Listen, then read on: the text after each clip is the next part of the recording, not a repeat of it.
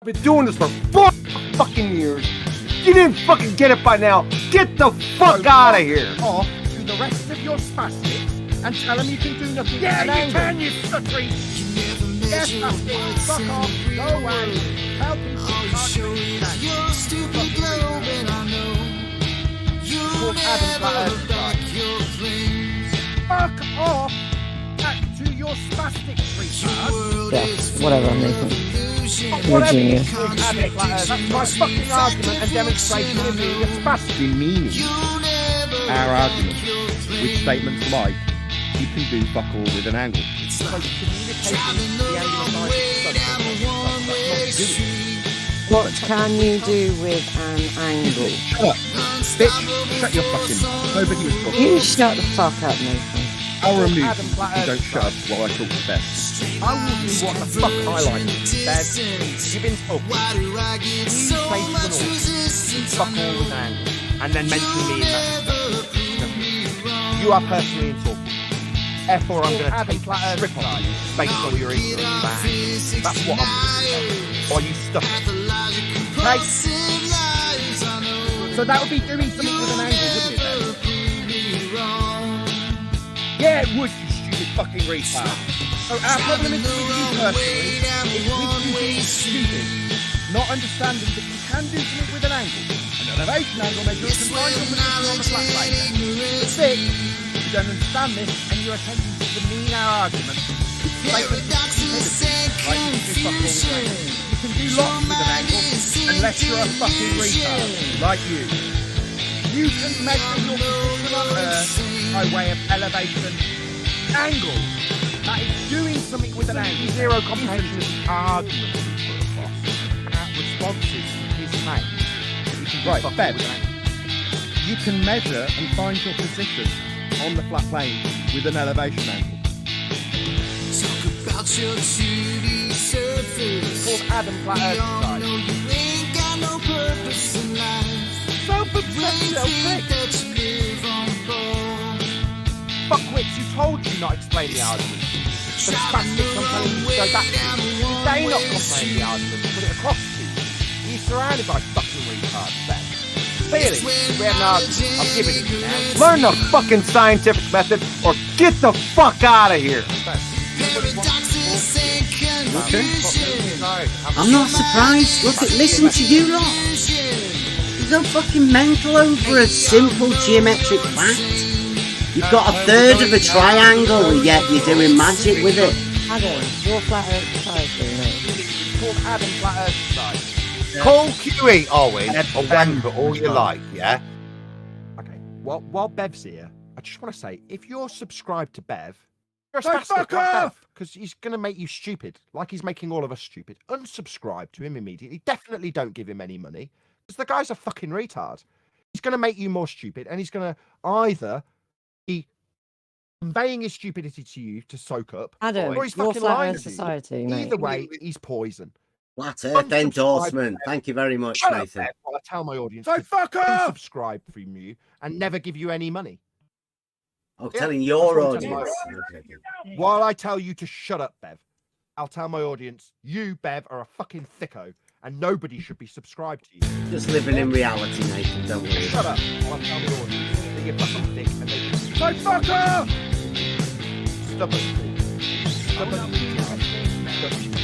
Spoiled bitch. Excuse me, Daddy, Adam Flat Earth Society. Kick him out, he's a fucking retard. He doesn't belong here, he's a spastic. Another Adam. He's done his attack and me, and then Adam again with Adam bombs. I haven't just called Bev a spastic. I called Adam Flat Earth Society. Can't do anything with an angle. An angle will be acquired through a star and GP on a plane. That's an argument. An ad bomb. I think you guys are having a communication problem. No, then we're fucking angle. So fuck off! Dead area. Shut up! Everybody else, can you shut the fuck up? Free ad bombs. So fuck off! Yeah, you need other things sometimes. When you oversimplify it to an angle, only. That that means you don't understand the principle of celestial navigation. That's what we were pointing out there. I think you personally were getting cancelled about you as an individual. Like we give a fuck. Like we give a fuck about you and your personal problems that our people talk about. You are a wanker, and we will treat you like a wanker because that's how wankers get treated personally. Well, this fucking stupid bitch attacks everybody personally. It's called Adam Flat Earth Society. Describes how the use of an angle to find your position on a flat plane when measuring it through the star of a singular angle at that point is useful because it will use the angle singular to support your position at sea on a plane. So that's an argument. It's not me just calling him thick like you just called Adam Flat Earth Society. Sick of this shit! Not you, Nathan! Understand? It was an argument against his assertion that you can do nothing with an angle. You can. You can save your life at sea by measuring that angle from the star. It's called Adam Flat Earth Society. What does the text do? Measures angles. You can do fuck all with an angle, man! He said you can do fuck all with an angle and he is wrong. Not you, Nathan! I'm talking to everyone! And my fucking balls place you unbelievable spastic! Just an angle, Nathan. No need to get upset about it. What are you going to do with it? What are you going to do with it? What are you going to do with it? Yeah. Are we? You can do fuck all with an angle. I can demonstrate what you can do with an angle. You've got one angle. What are you doing with it? What are you?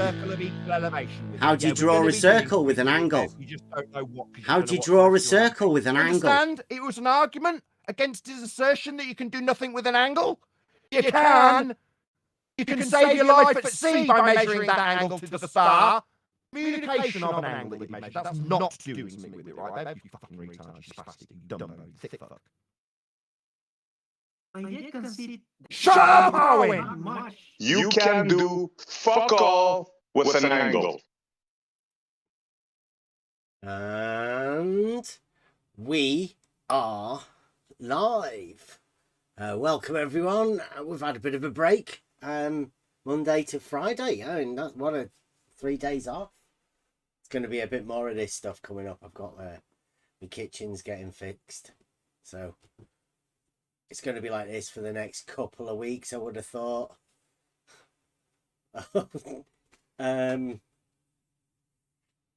Timothy, there's a member's message come in there.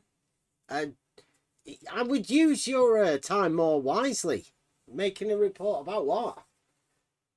I hope not the use of words with Nathan. I don't know. I don't know whether we should know. Should we, Timothy? I don't know. Well, thanks, Timothy's at the police station making a report. Yeah, started off with that particular thing because there was a conversation that happened last night with Jeroen and Mactoon. Very friendly chat they had, and I do believe that came up. The angle that we say you can do nothing with. Just that angle. If you just have an angle, like you've got a sextant and you've just got that angle, then there is nothing you can do with it.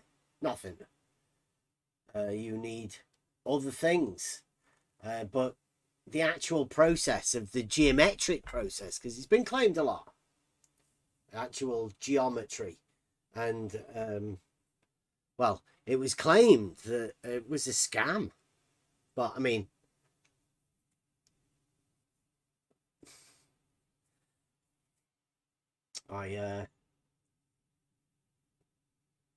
well, we can have a conversation about that if anybody wants to come in on the ability of these. Well, I say there's the Nathan Oakley, and obviously those guys that obviously must be able to do something with an angle, because Nathan got really upset that you can save people's lives at sea by measuring an angle.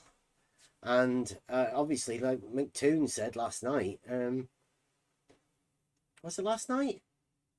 That you don't even have a triangle. It's just an angle. It is literally just an angle that purportedly they're doing something with.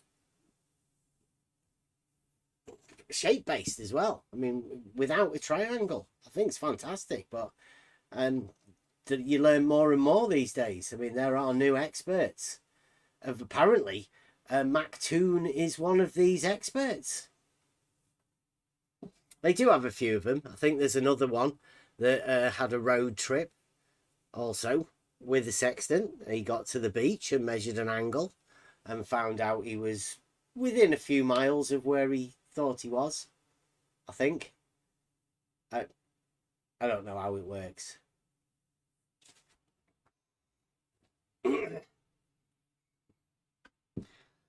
And well, so if anybody wants to come in and have a conversation about that particular thing from the leaders of the community, well, I say the community, there's one obviously from the flat earth side and one from the globe earth side. So if anybody wants to come on about how these two people are friendly and they get on very well, and they had a discussion about all sorts of different things. I was only really interested about the geometric claims that people make, and I still am really. But understanding that everybody's free to have their own geometry of whatever they want to imagine. I mean, I should know. I've actually wrote my own, not Euclidean geometry. So if anybody else wants to come about and talk about any of that sort of stuff, then Free for All Friday, come on in, have a chat. But I wanted to have a chat about the dogmatician. He seems to have done some logic. Everybody can get involved in this logic.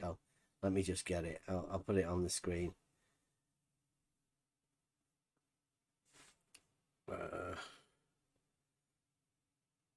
Right, let me find it.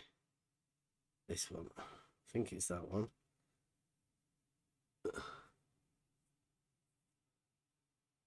There you go. Let's spell this out. Let me see if I can find another one just to make sure.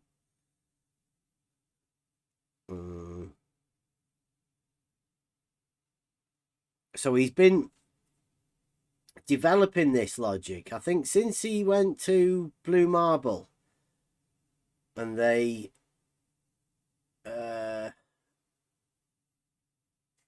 did this. Well, they didn't seem to go over it too much, but he did some sort of a proof of aporia and handed it to the Blue Marble scientists. Well, this is sort of, but not. But it is as well. It's very complicated. But I'd like people to have a look at this and see whether they actually agree with Beddy's logic. And anybody,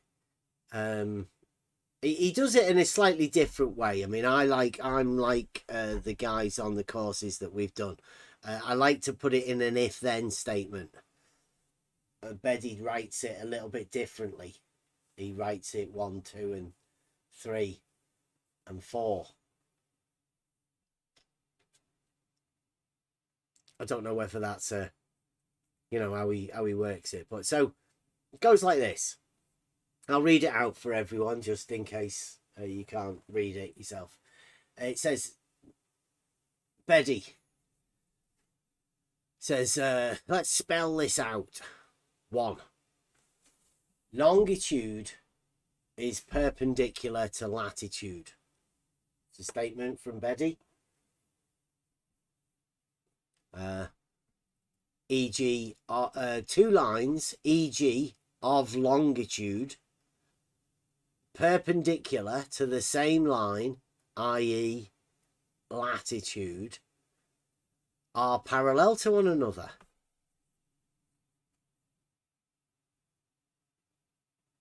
This is Betty doing this. I don't know how many people would agree with it. I think Flat Earth Math agrees with it. And he says, therefore, logically, all lines of longitude are parallel to one another.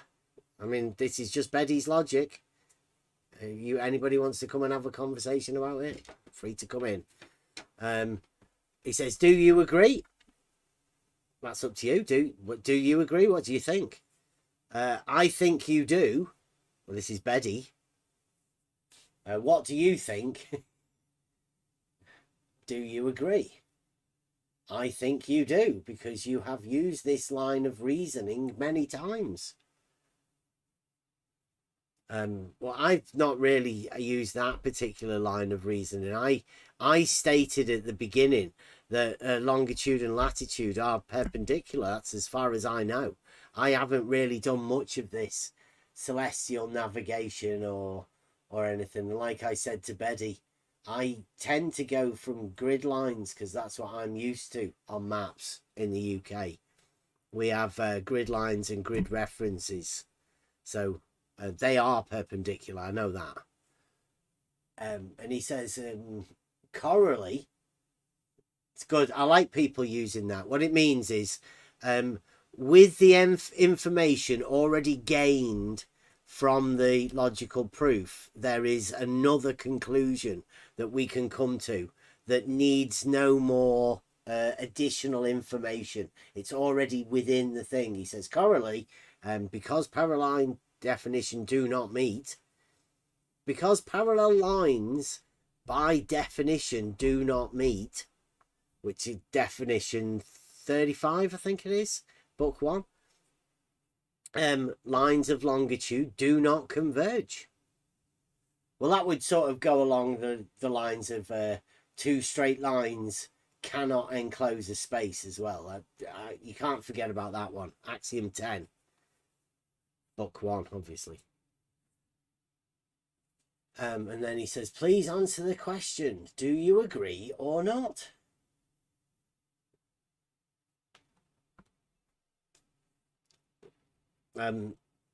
Providing the statement he says at the beginning that longitude is perpendicular to latitude, this is a statement purely about geometric. I mean, you could state vertical is perpendicular to horizontal. It wouldn't affect the idea of the logical statement. So the question I think Betty's asking is that the longitude and latitude, are they perpendicular?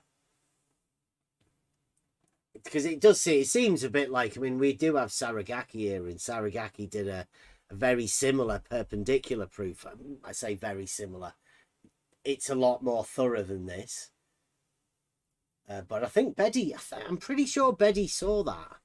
So he may have got inspiration from the perpendicular proof within mathematics.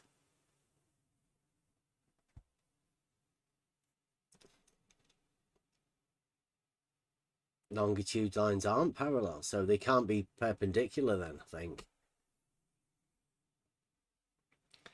Don't know whether his initial thing, I mean, are longitude and latitude perpendicular? Or like vertical and horizontal are perpendicular, and like level and plumb, like they're perpendicular, longitude and latitude. In the similar way, is it, or is it different? I mean, where's the experts? Who knows about these sort of things? Statement about perpendicularity. Like I've got, yeah, this one. You see that? That line at the bottom there. And it's got it's got there's 69 miles from here to here, and 69 miles from here to here. Now, all of these grid lines here are perpendicular to this line. This angle changes 1 degree over this 69 miles, but that's what perpendicular means. Now,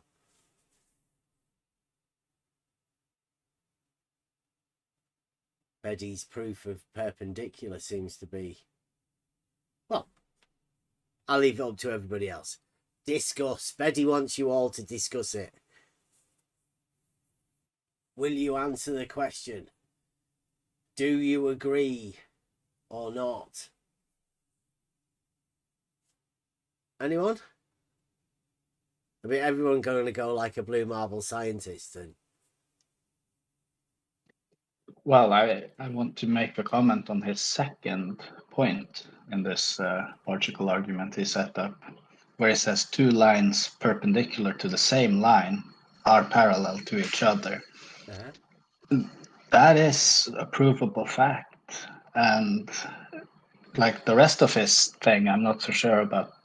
But that point number 2 is a provable fact. And that is the very same thing that goes into my perpendicular proof, which of course has nothing to do with latitude and longitude.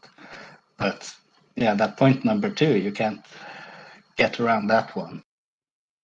yeah, I mean, the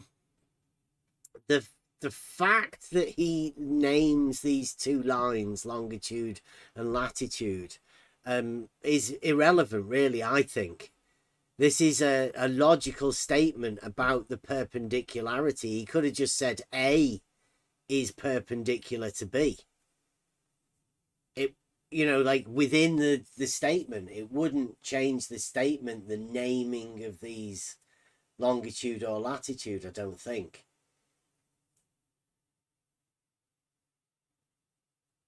The moment you say perpendicular, this A is perpendicular to B, you're obviously talking about straight lines.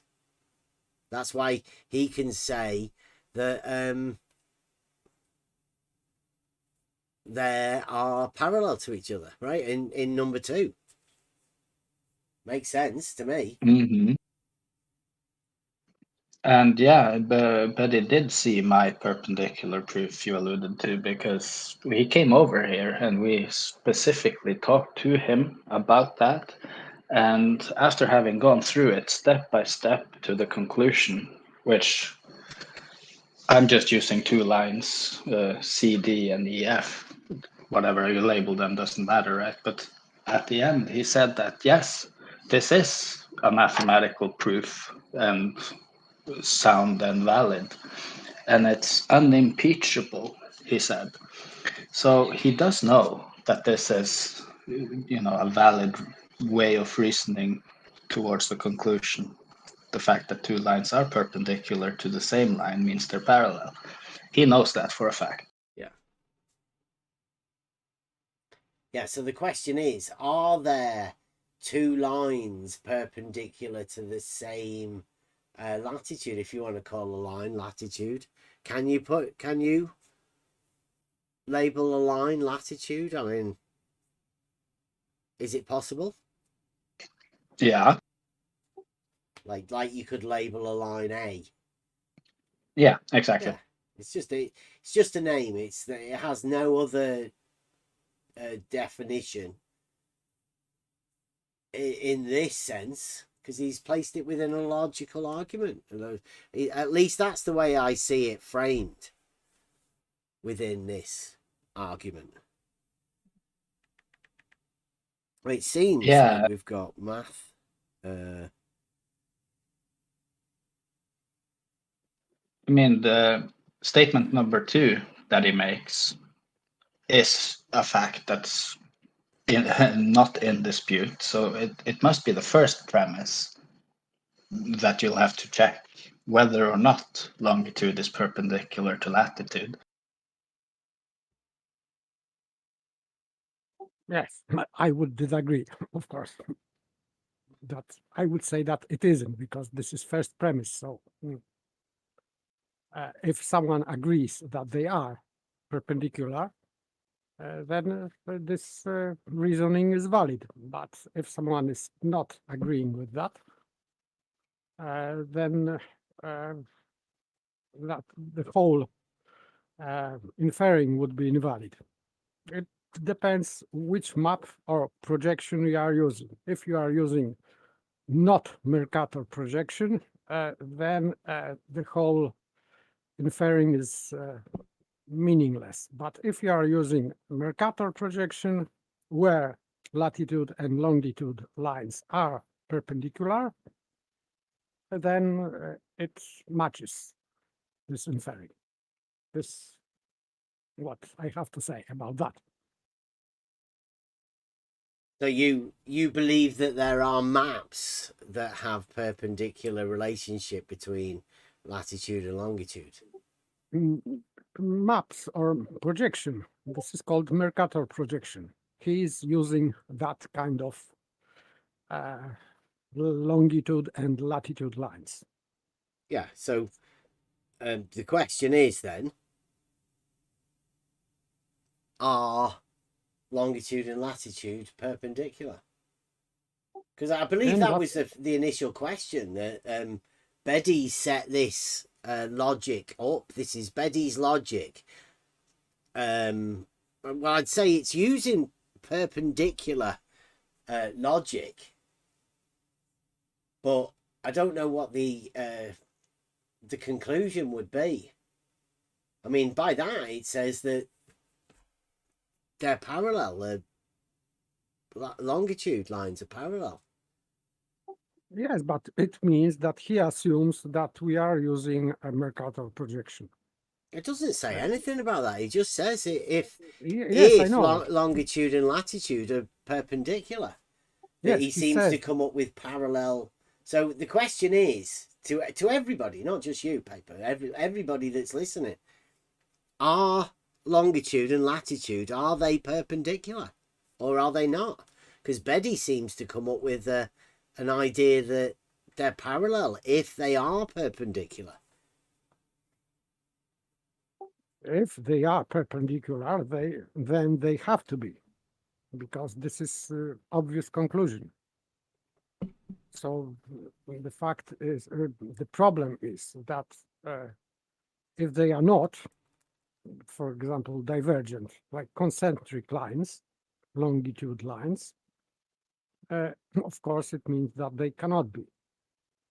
So on other projections, they are not parallel and perpendicular. Only on this Mercator projections they are. Yeah, well, are they straight lines? On Mercator projection, yes, but on other, no. On other, they are radial, longitude, and circles, basically. That's why they are depicted. They're great in, circles, right?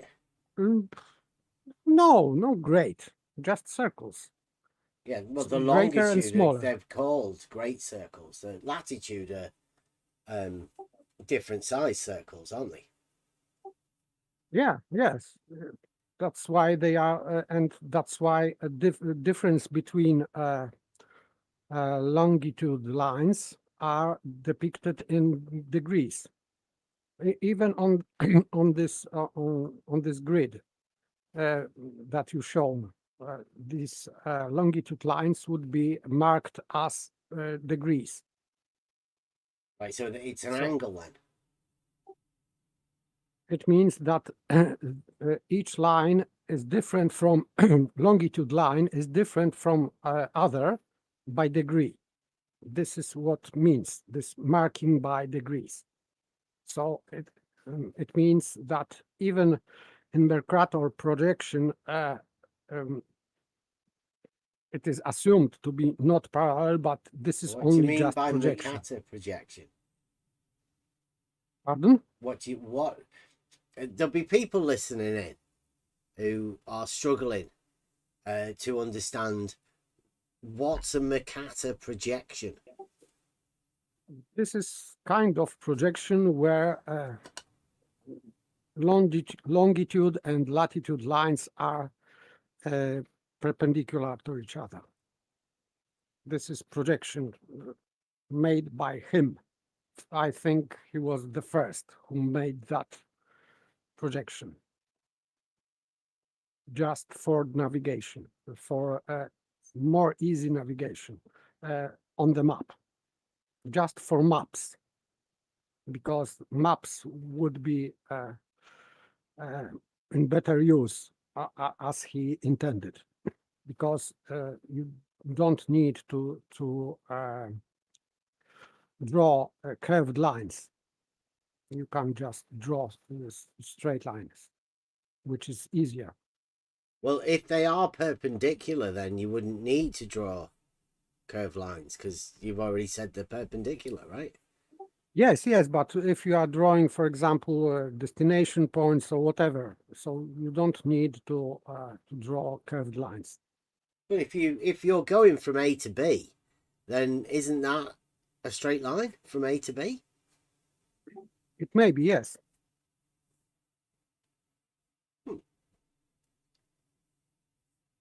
I'm coming at this from the advanced simplicity side, right? If you're going from A to B, then there would be no need for you to draw a curved line because you've only got 2 points and you're going to go in a straight line. Yes, for me, I don't know why he made that kind of projection, because for me it doesn't make any sense. But he did that, and it is used.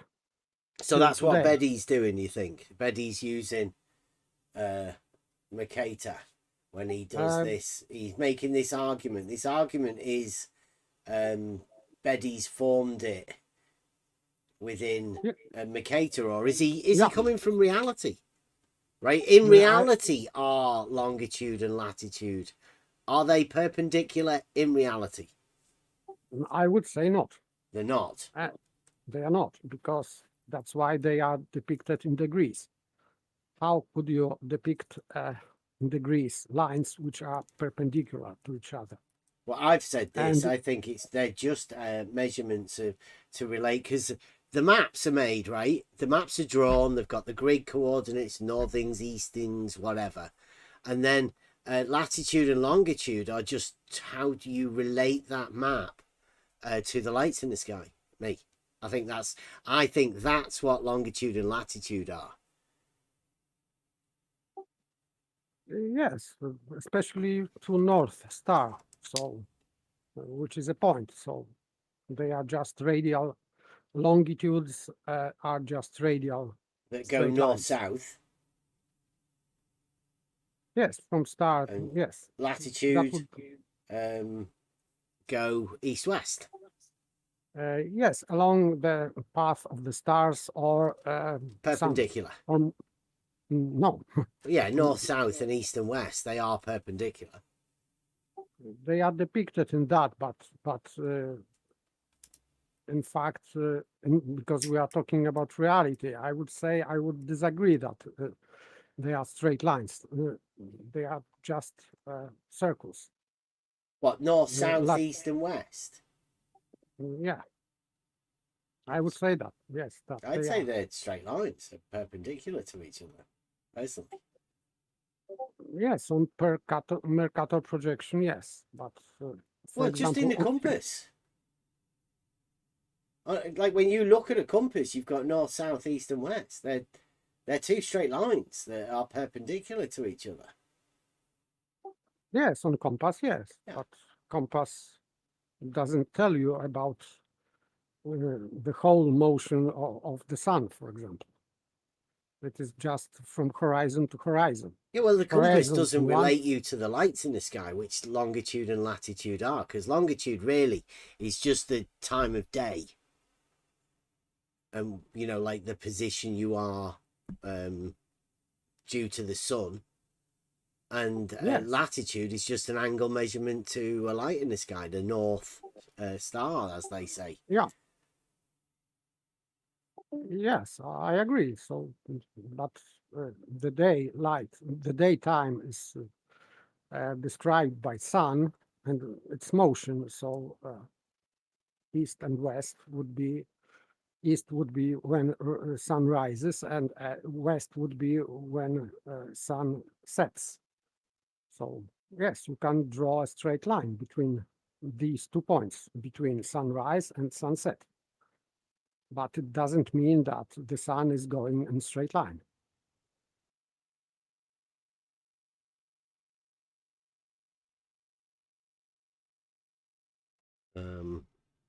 I see that in the chat there.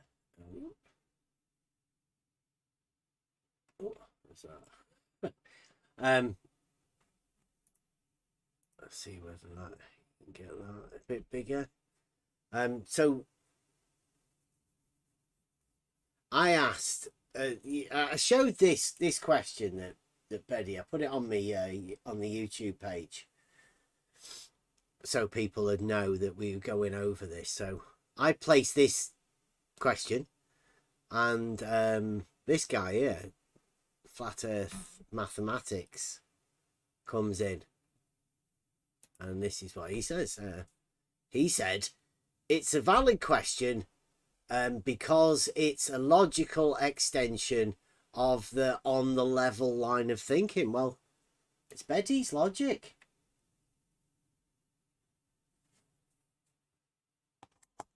Now, all I've done is I've said longitude and latitude, are they perpendicular?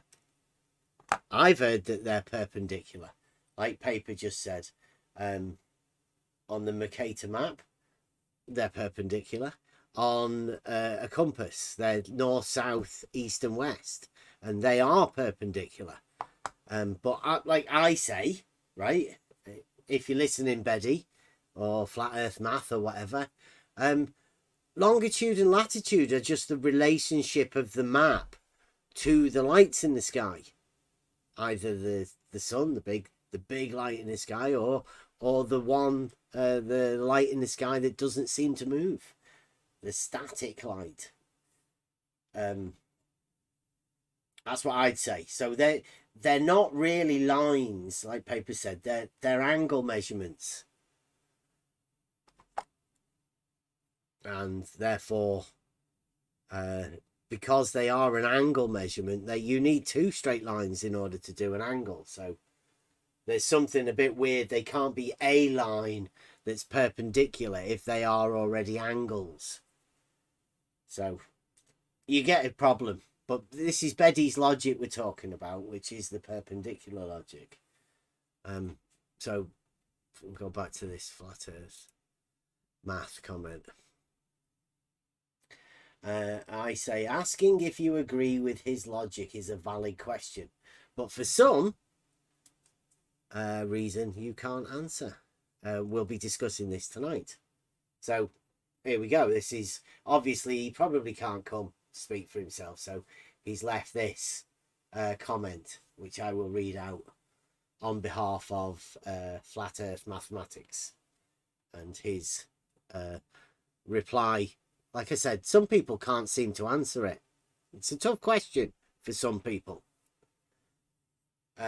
He says, Betty's question wasn't addressed to him.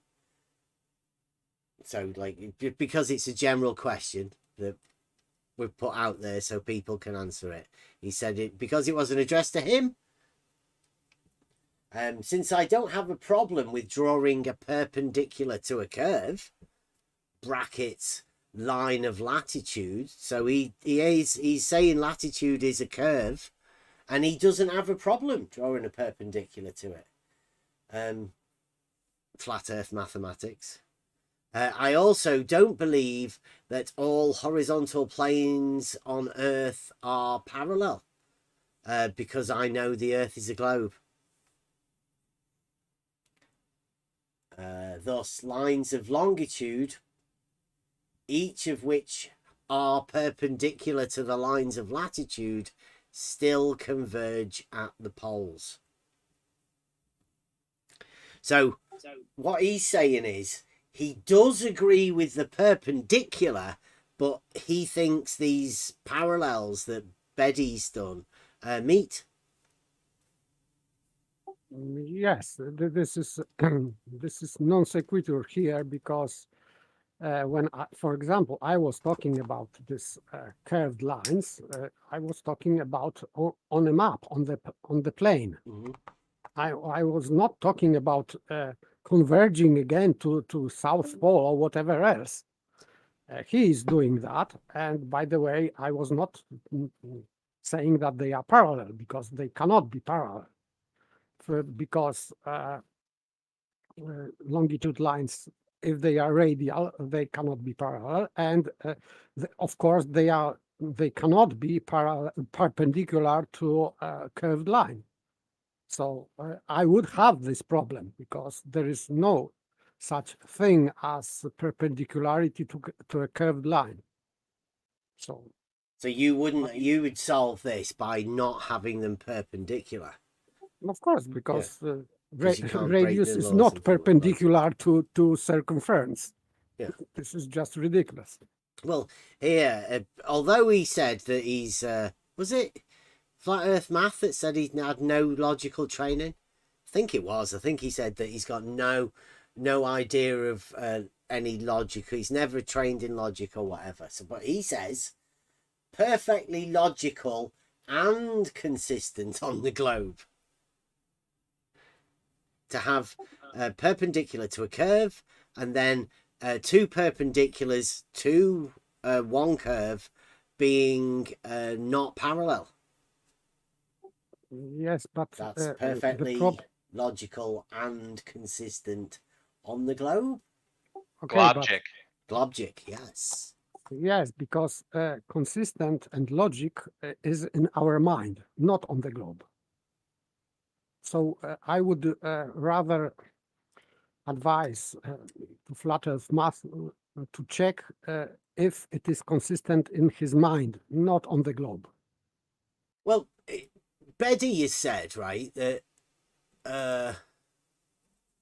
he says, therefore, logically, all lines of longitude are parallel to one another. Logically.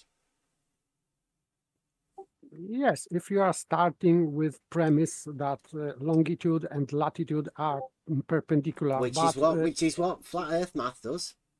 He does. He says he doesn't have a problem with drawing a perpendicular to a curve, bracket line of latitude. So he's still having them perpendicular. He's holding on to the perpendicular relationship of longitude and latitude, but he's going against Beddy, where Beddy says they would be parallel. Flat Earth Math is saying it's perfectly logical and consistent to have both perpendicular and not parallel. Yes, this is inconsistent. That's why better for him to not check something on the globe, but to check in his mind, because consistency is a property of our thinking in our mind, not on the globe or whatever. So it's of course impossible.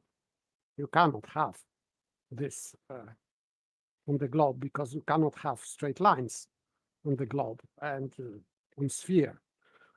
So, and these parallel lines, as he calls them, would meet at poles, as he says. So it is another inconsistency. Parallel lines do not meet.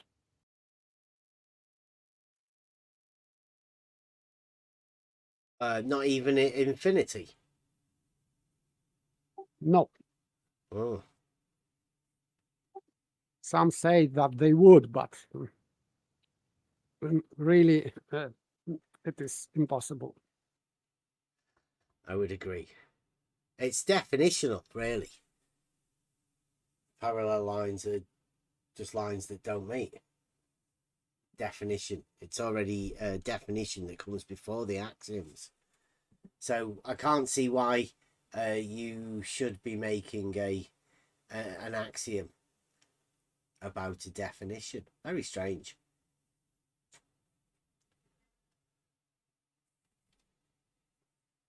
Anyone else got any? Because we call I'm calling this an aporia. It's another one of Bede's proofs of aporia, but it's a model dependent, model induced aporia. Yes, he's changing parallel lines into not parallel and still calling them parallel only for model's sake. Well, no, I think this is Bede's one is a proof, perpendicular proof.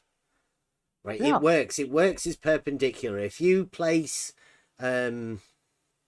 vertical or just line A and B at the beginning, or vertical and horizontal, doesn't make any difference, right? Because they are straight lines. This proof works as a proof of perpendicularity. Even his corollary and everything, it all works fine. The problem is the inclusion of these latitude and longitude.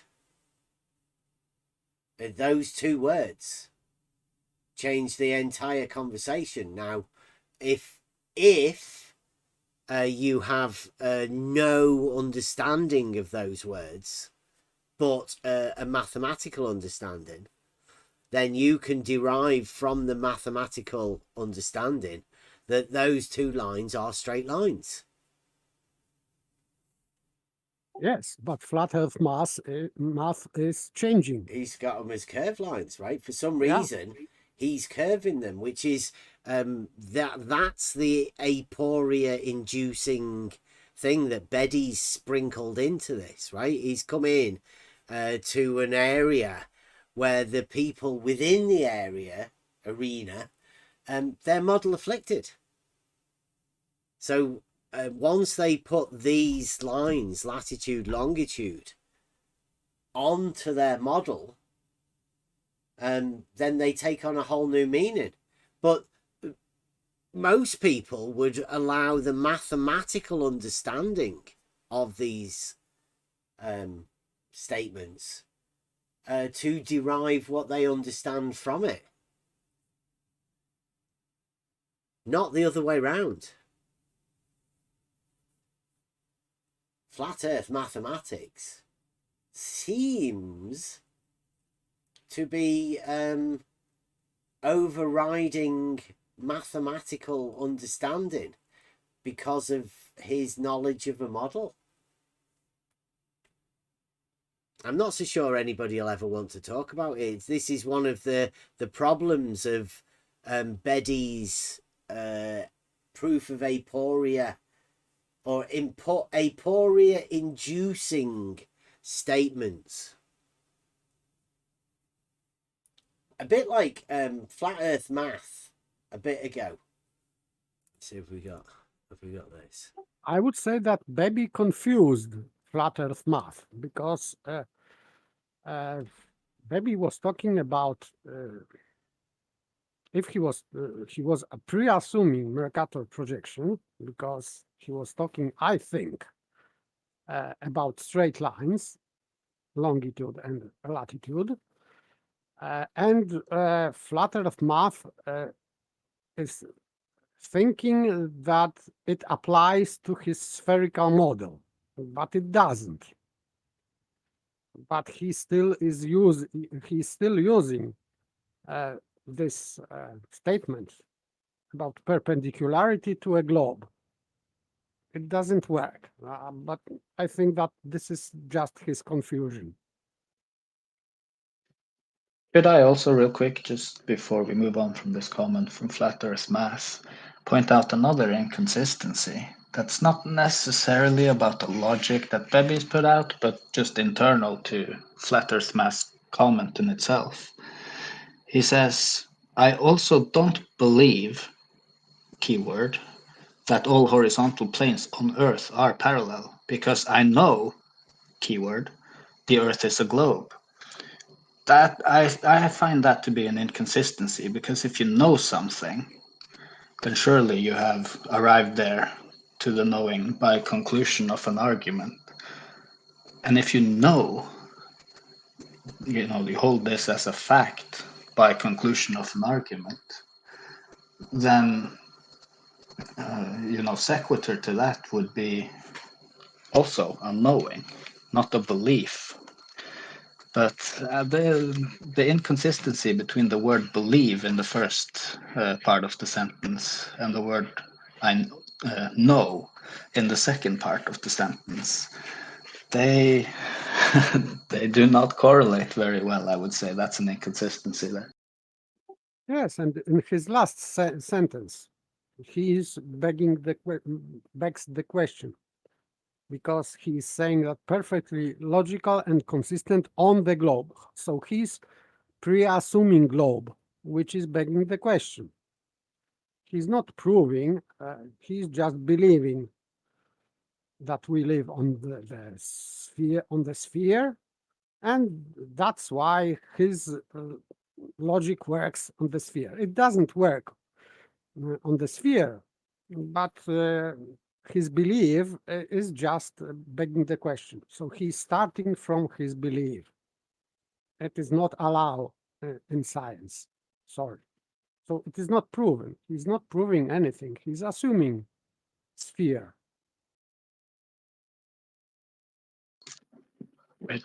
Which of course, as you said, you cannot have any straight lines on the surface of a sphere, so he has to curve the lines while still saying that this whole thing is consistent with the logic involved. It cannot be, but since he has this very strong faith in his own belief, then he allows it in this case to have these violations of the laws of logic, the identity, non-contradiction, and excluded middle. He allows for it because his belief overrides it. It's strange. Yes, he's so this globe is dogma and cannot be touched. So everything, you can touch everything, even geometry, principles, axioms, whatever, propositions, proofs, mathematical proofs, because this globe. And this is not science, sorry.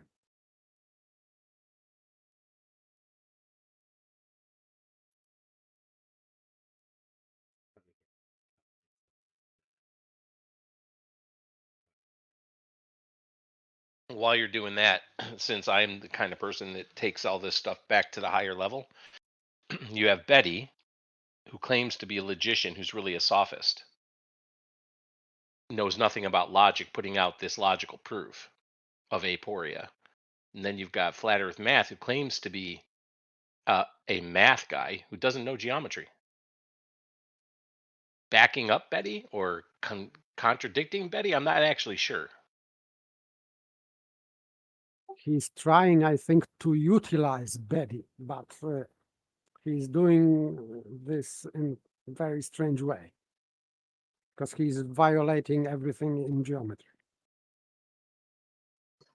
And it's kind of hard to put words into Betty's mouth in this case also. Even though he's written out the logic, he could have just done it as like an aporema, or even a reductio ad absurdum in a sense, like laying the groundworks for it. So you should be careful with trying to deduce what Bebby is thinking just by writing this stuff. Tongue in cheek kind of thing. You have to assume in Bebby's statement, this first statement, you have to assume that both longitude and latitude lines are straight lines. This is first pre-assumption that you have to make. So, but if one of them is straight line and the other is not straight line, it means that the whole argument is falling apart. Sorry. In terms of whether or not flat Earth math is contradicting Bebby, that's where I sort of was aiming at, because you could try and sort of assume what Bevy thinks about this. But he's a little bit of a weasel when it comes to that kind of thing. So if you assume that Bevy is following the logic through and through as it stands, versus what Flat Earth Math is saying, where he literally changes all of Bevy's logic into his own whatever rant he did up there. Like, yes, his rant will be contradicting Bevy's logic, but that doesn't mean that Bevy actually ascribes to the logic he's written out. Yeah, because we still don't know what this longitude and latitude lines mean for Bevy. We still don't know, and he knows that we don't know, and maybe he is having good laugh. But still, this let's say argument works only if both lines are straight. If they are not, one of them is not, it doesn't work.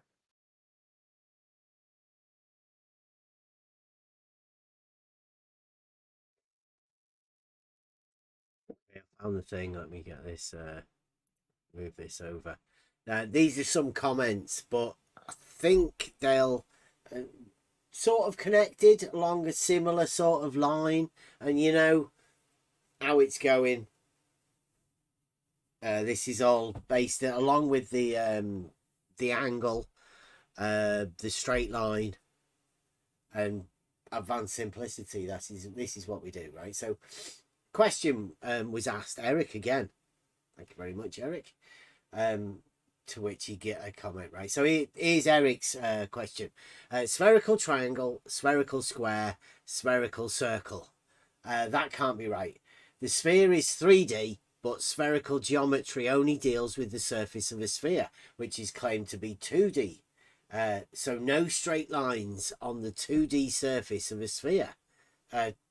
Brackets, try and work that out. And lines that aren't straight are actually called straight, brackets. Maybe a spherical straight, question mark. I don't know what the fuck these people are imagining, but as Rumpus said in the chat today, you don't use Euclidean geometry on the surface of a sphere. We've had a lot of people have claimed that, so I think we're going to get into that sort of theme also. FE Dogma replies to that. Thank you very much, Eric. Give him a thumbs up on the YouTube, people. So FE Dogma replies. Left it for 2 days. Comes back 2 days later. This is another one of the Flat Earth guys. The Dogma guy and the mathematics guy. And then you've got the debate guys. They're all a big team. This is really not that hard to understand, says the Dogma guy. Take a ball. He's already made a mistake there. And draw 2 points on that ball. Then take a flexible plastic ruler and draw a line between the 2 points, like B-ball did. He had a pink ruler. He said, now answer these questions, right? You ready? 1. Does that line deviate to the right or left as it goes between those 2 points? Or is it a direct straight path? No, it isn't. This is sophisticated. But what if you put the 2 points, one on the left and one on the right? I would say you don't actually have enough information to answer the question. Yeah. No, but I'm talking about this right and left. Yeah. Because on the surface of the sphere, we have all directions. So it is not. No, paper. if- You don't need to use sphere. Look, he says. What did he say? Take a No. ball, right? So you've got a Yes. ball. You're not talking about a sphere. You're just talking about a ball. So let's not use the term sphere because that's a mathematical thing. Well, let's just use the ball. Right? You've got a ball and you've drawn 2 points on it. You've got a ruler and you've drawn a line on those 2 points. Now, this is the questions, right? We're going to answer the questions for him. 1. Does that line deviate to the left or right as it goes between those 2 points, or is it a direct straight path? It's definitely not a direct straight path. Yeah. Because it can deviate in depth. Yeah, and it's a ball, so you could turn the ball and put it in any orientation you want. Correct. So the If you line look could at be in any, you know. Yeah, if you look at it a certain way, then yes, it goes to the left and the right. Yeah. Yeah. So yes, for part 1, yeah, it could. It could deviate to the left or right. Depends how you've orientated the line that's on the ball. I mean, you've just drawn a line on the ball. These are the people vying to be the next Euclid, by the way. Yeah. You realize this, people. Well, I'd This is what say we got.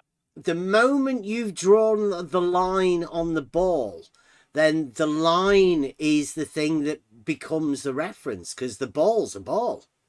Yep. Right? It's the line that you've put on the ball that is now the reference that we should be talking about, right?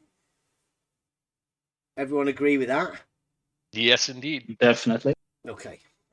So first question, it's definitely not a direct straight path because you've just drawn a line on a ball. You could put a slice through, like put a ruler through it. That would be a direct straight path. Flexible plastic rule.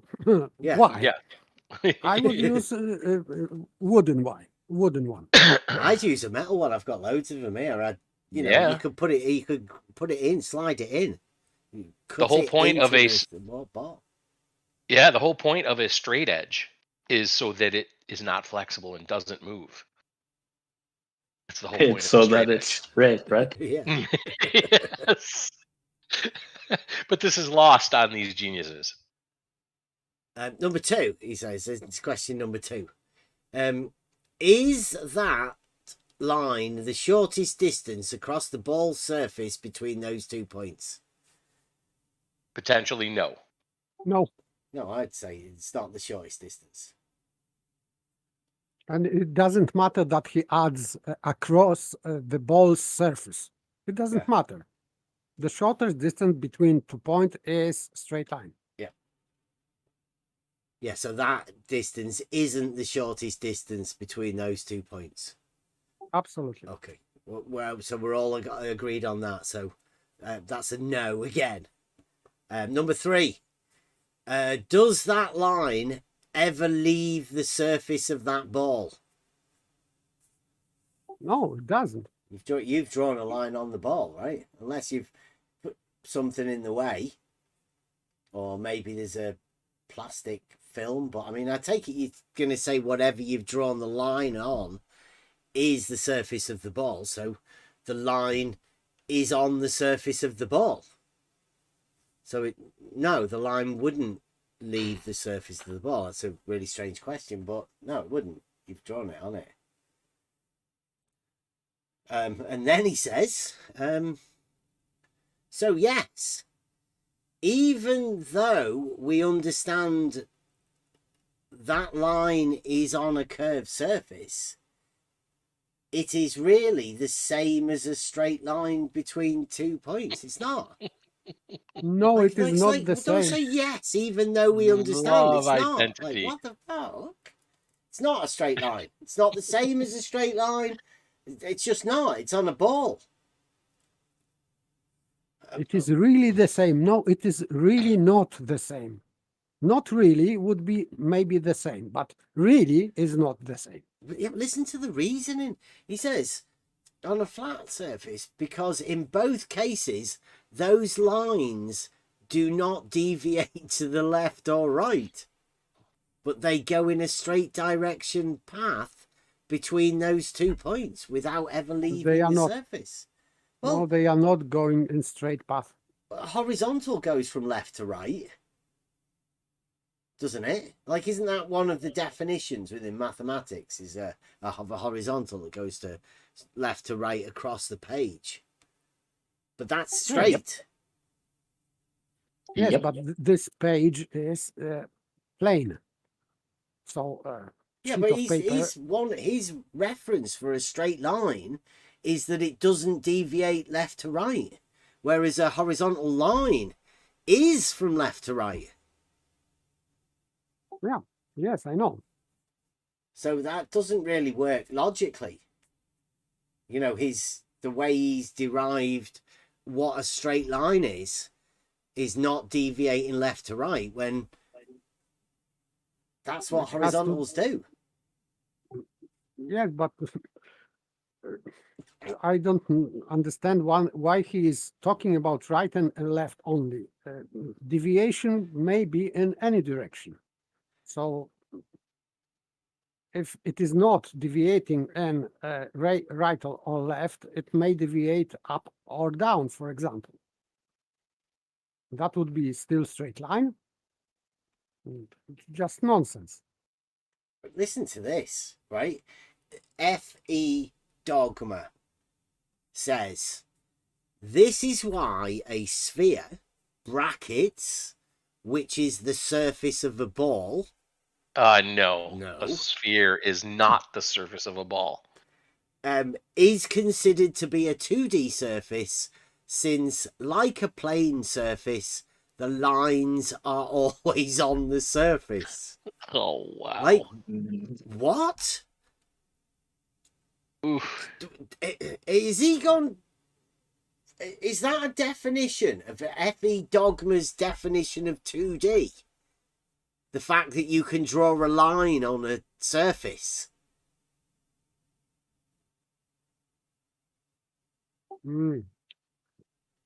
He's saying that that's why sphere is considered to be 2D. No, it is not, because in some position you can see a seemingly straight line drawn on the ball. This is he's deluding himself. Yeah. So sphere is not plane, because he said that this is surface of the ball. It is not, but if we can give him this concession, that the surface is not plane, and on plane you can draw straight lines. On the surface of the sphere of a ball, you cannot. Therefore, surface of the sphere or surface of the ball is not 2D, because you cannot draw straight line on that surface. You can have a plane, actual 2D, tangent to a sphere, right? Yeah. Absolutely, yeah. Yeah. Yeah, so you can't have the sphere being 2D and the plane being 2D. They're different, right? The law of identity must apply to 2D as it applies to the plane. Since 2D is literally the two definitions of length and breadth that define the plane. There's no difference between 2D and the plane. They're the same thing. Yet somebody wants to try and develop because he can draw lines on a ball. Is that? I mean, it's definitely not equivocal, right? It's definitely not equivocal, right? So what's going on here? Like, he wants them to be the same, but not the same. Is this diletheism? In a sense, but I'm sure it's even worse because he ends up removing 3D. It kind of doesn't exist anymore if you follow him through this logic, in quotes logic. You know that left-right stuff they're talking about? I've heard this argument way before. They're trying to take the up and down away. You see the picture I just posted? Mm-hmm. That's a straight line to them. They've given me this as an example of a straight line. Yeah, because they say because you don't turn left or right. Yeah. This is their argument. Yes. That's the argument. Yep. But that's not the surface of a ball, right? Yep. And that's not how the surface of a ball works. So they're trying to confuse. I mean, those lines at the side, the white lines, are they straight?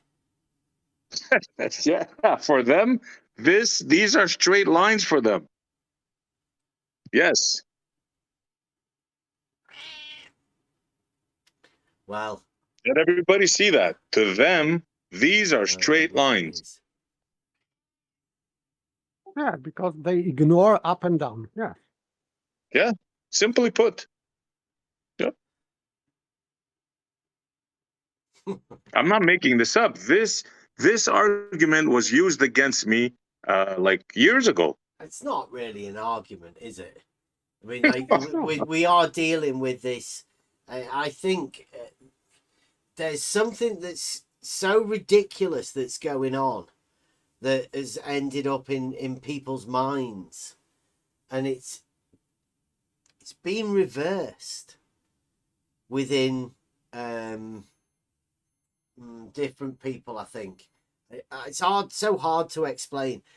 I'm coming at this from no model, yet the people within this arena that we're in, they've been infected by a model of conversation. Circular arguments are the model that have built a lot of people's understanding of this. So somebody's heard somebody else say, well, that works as a straight line, because that explains you not turning left or right. But it doesn't explain straight in any way whatsoever. Not even close. So when people see that, their brains don't know how to cope with it.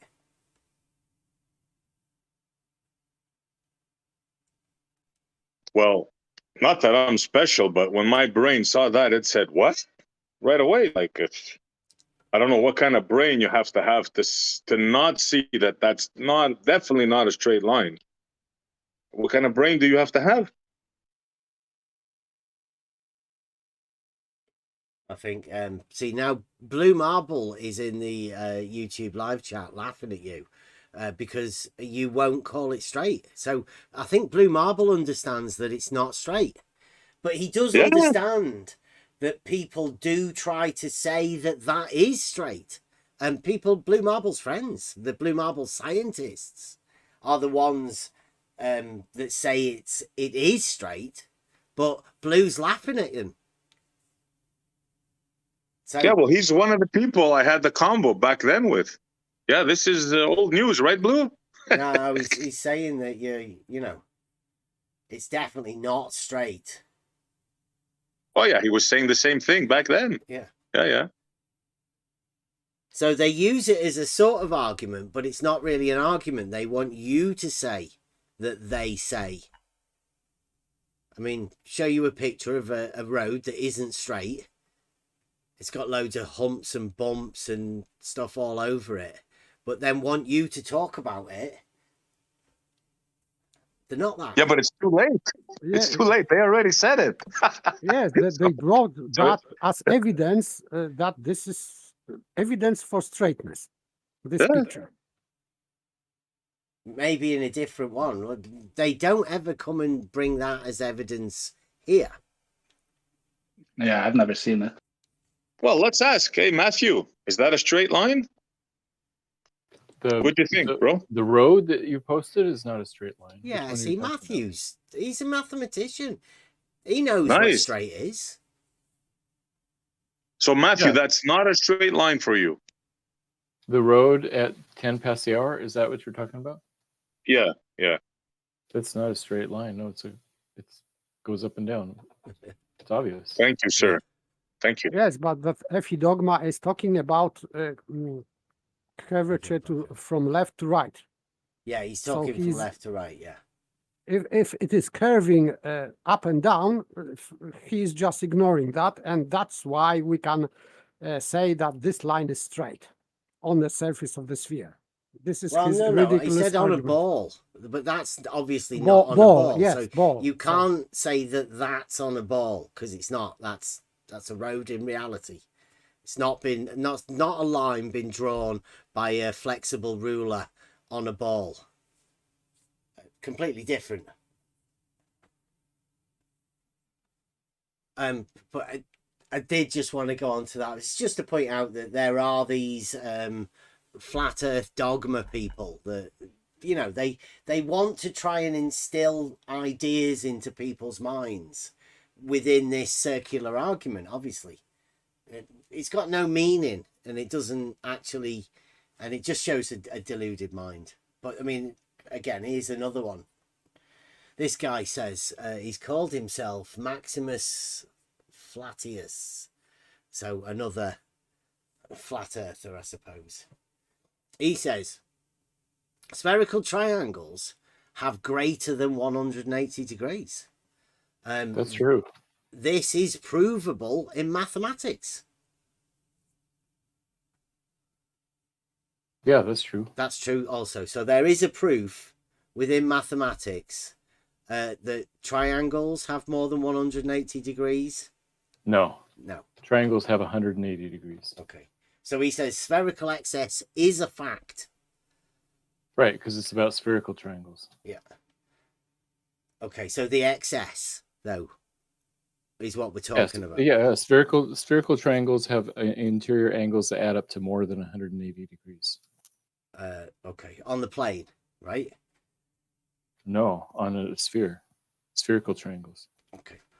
Well, he says, take the exact longitudinal and latitudinal coordinates of any 3 places on Earth. That's 3 points. And join them together. 3 points joined together. He says, if the Earth is a plane with the average elevation being flat, don't know what that means. It's just 3 points. Then the internal angles formed by the bearings must add up to 180 degrees. 3 points in reality. He says, please explain why they are not 180 degrees. But they are 180 degrees, right?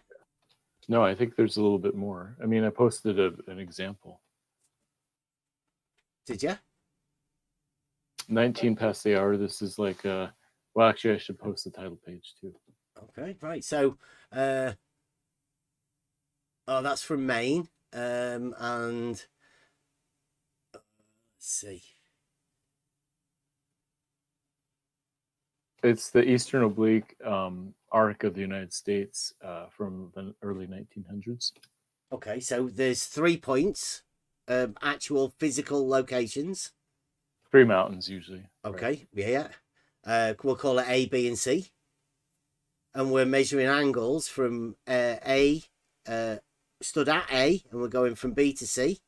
And then we're standing at C, and we're doing from A to B. And then we're going to B, and we're doing from A to C. They're 3 angles measured. Right? Over, I don't know, what sort of distance are we talking? Does it say? Well, it has their latitude and longitude, but it shows right there highlighted. Distance in meters. It does. It's got 34,000. Distance in meters. 31, 37, 31, 34, and 57. 1,000 meters. 57 kilometers, 31 kilometers, and 34 kilometers. Okay, so we've got 3 angles measured from 3 points. What would you call that? If you're just drawing straight lines to 3 points, then it's a triangle. If you're looking at the arc over a curved surface, then it could be a spherical triangle. Those are different things. But you are on mountains in reality, so we have got a physical location, A, B, and C, and we've got 3 locations measured between those 3 locations. What would you call that? That could be a triangle. And as you said earlier, triangles have 180 degrees, don't they? Yes, they do. But you've posted a thing here that says, what? Like, do you know how to read that? I know that it has a column called spherical excess. Yeah. Do you know what that says? What? Yeah, it's how much excess there is above 180 degrees when you're talking about bearings, not just the straight angles between mountains. Well, yeah, it's just each angle, right? Yeah. So, but you measure the angles, A, B, and C, right? The angle at each of them, because you can't have extra angles on one of them, can you? Well, I mean, it's the sum that we're talking about. Yeah, but that's the individual angles, right? There's 3 different angles there, isn't there? Right. So the angle of each of the other places is measured at that one. So the top one's what? Mount Desert. And it's got a column there that says spherical excess. Is that the angle you're going to add on to 180 degrees? I think so. Or do you think they've measured it? Yeah, I don't know surveying well enough to answer that. My point is that they have a column. Do you called know how big excess. that angle is? What, 0.794? Yeah. That's pretty small. Yeah, 0.794 of what? 1 degree. Do you think? That's what it looks like to me. It might be of 1 minute. I can't tell. Well, it does angles, degrees and seconds, doesn't it? Yeah, actually, it might be 0.794 of a second, which would be really small. Tiny. Do you reckon you could see that sort of a thing? Angle? No, you couldn't see it. Okay, so it's an impossibility for somebody to measure that at small an angle over. Oh no, 31 seeing something and measuring kilometers. something are different things. Really? So you asked if it's possible to see that. I would say with the naked eye, it's not possible to see that. Okay. If you use modern like surveying equipment, you could measure it, but you probably couldn't see That it. doesn't look like modern, does it? No, this is 100 years old. Yeah. So But do even you then, think they they could- they have the could measure it. ability to measure a fraction of a second? A second's a 3,600th of a degree. Yes, that's why this data exists. So over that distance, are you going to say that ABC, there is an excess to the angles that turns that triangle into a triangle that has more than 180 degrees? Yes, and that's what they clearly listed in this chart. But as a mathematician, is there a possibility of a triangle having more than 180 degrees? Not a triangle, but a spherical triangle can. Yeah, but you're looking from A to B and C, and you're measuring the angle from A between B and C. Yeah, so they're measuring the angle, the horizontal angle, like the bearing, On the the difference in azimuth. bearing. Yeah. And so if it's up and down some, if you just do the raw angles, you get 180 degrees. But if you do the angle of bearing between those A, B, and C, that's where spherical excess comes in. And you know how they did trigonometry for plotting the positions of these places? They triangulate. Uh-huh. Do you imagine that they triangulated the positions with triangles of more than 180 degrees? Yeah, I think that was part of the surveying equipment. When you're doing long distance stuff, you have to take that into account. Okay. So how would you represent that on a map with the positions? You know, the scale map. Well, you can't have a perfectly to scale map if it's two-dimensional. If you're trying to make a map of a three-dimensional surface. But they are scale, aren't they? Scale, like, because the measurements are made in reality 1-to-1, and then they're scaled onto the map. So they make a scale map from the original, and the original are 1-to-1 measurements, aren't they? Right, but there's always some distortion, is all I'm saying. That whenever you have a map, it has some distortion built in. Okay, so the triangles on the maps, would they have some distortion built in? A little bit, depending on the scale, yes. Okay, how would you build distortion into a map? Whenever you take a three-dimensional surface and plot it onto two-dimensional paper, inherently there will be some distortion. Now, on the scale of like making city roads, a sphere is non-developable surface, right?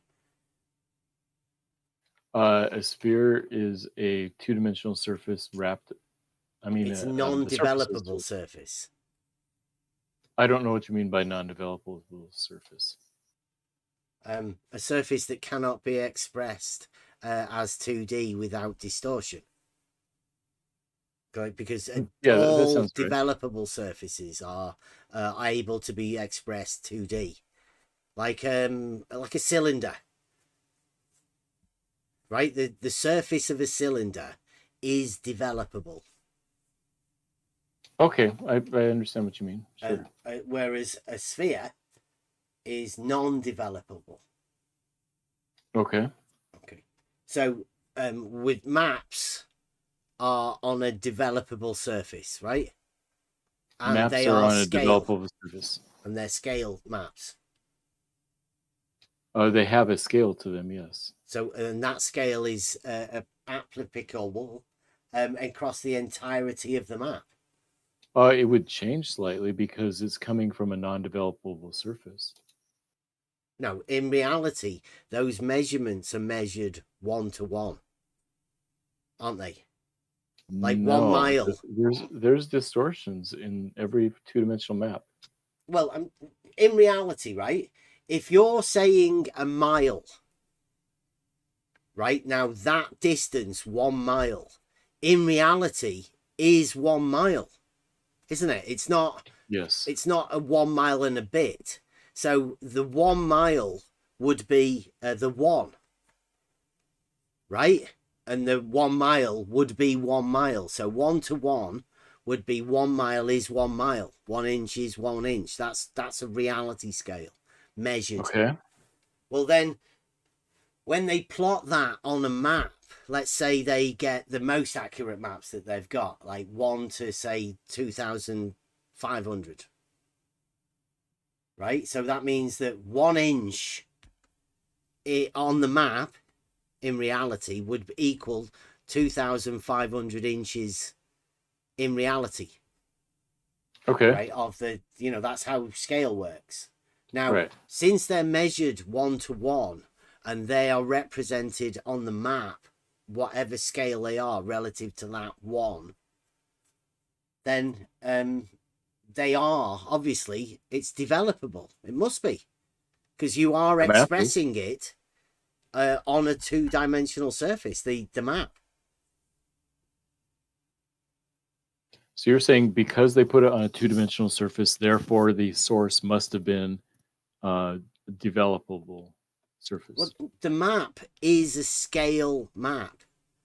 Right. That's what I'm saying. So if you backtrack that, then if you're representing it on a developable surface, then doesn't that original 1 that you're using for your scale, isn't it exactly the same as the 1 in reality? Like 1 mile is 1 mile. So therefore, if you represent 1 mile as 1 inch on a map, then that inch is the same as the mile. Direct. So a scale map can have a scale that is sort of the average scale, but I would say that the scale is not exactly the same scale at the top of the map, at the bottom of the map, the left of the map, and the right of the map. But they are though, aren't they? No. The scale is down normally in the bottom right, is it? Right, and it's sort of down the in the bottom average scale. corner.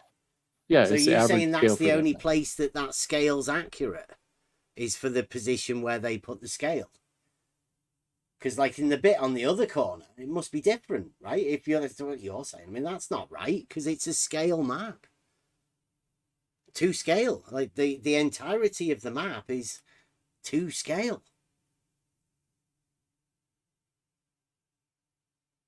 Have you ever done any cartography or anything like that? No, I've never done any cartography at all. But mathematically, wouldn't you say? So mathematically, you're going to have distortions when you take a non-developable surface like a sphere, the surface of a sphere, and put it onto a two-dimensional flat piece of paper. Well, you see, if triangles are in reality, and we use trigonometry to triangulate the positions in reality, don't you represent all of those lines and stuff on a map? Or are you saying there's something that happens in between that process? Yeah, you can represent triangles on a map, and if they're on a flat map, then they're true triangles. And then would be measured in reality as triangles, positions from A to B to C.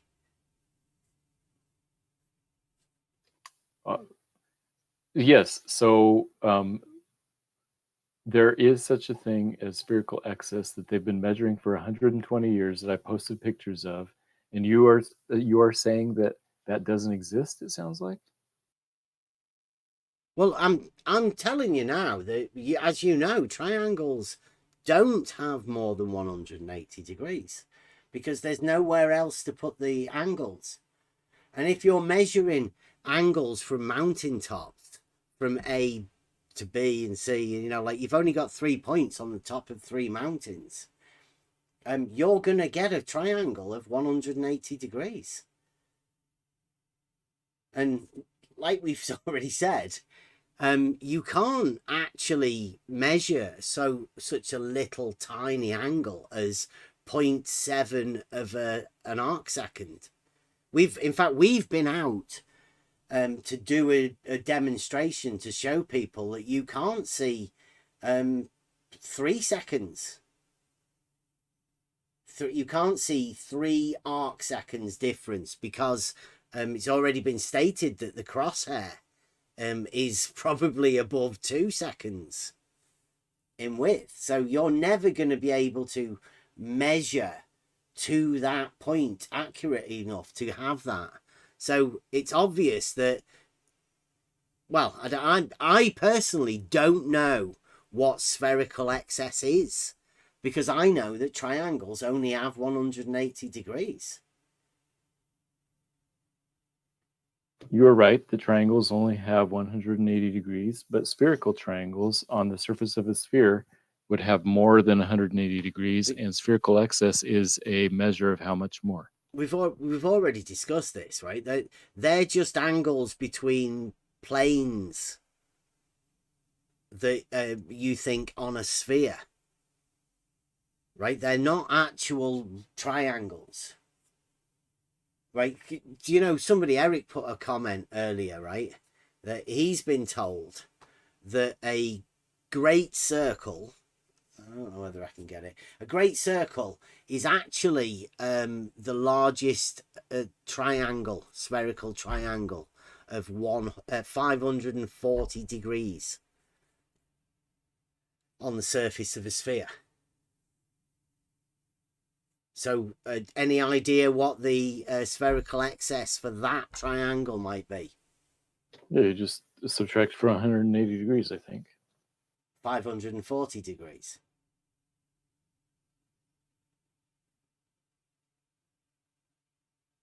I've had PhD Tony said about this triangle as well, 540 degree triangle. Are you saying there's 360 degrees of excess within that triangle? Or would you add an excess to that triangle, since that is claimed to be on the surface of a sphere?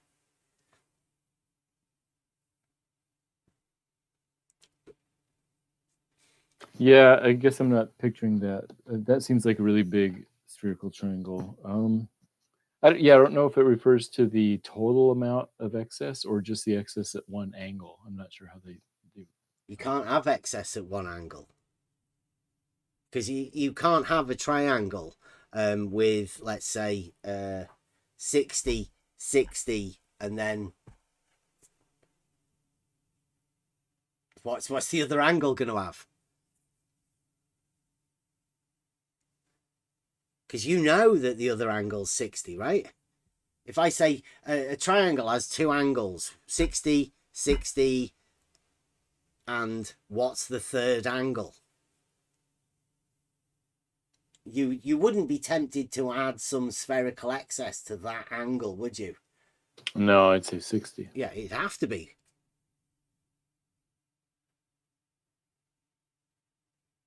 You can't just put excess at one angle, because that makes no sense. But I mean, it makes no sense to have a triangle with 3 90s, does it? I mean, that doesn't make any sense either.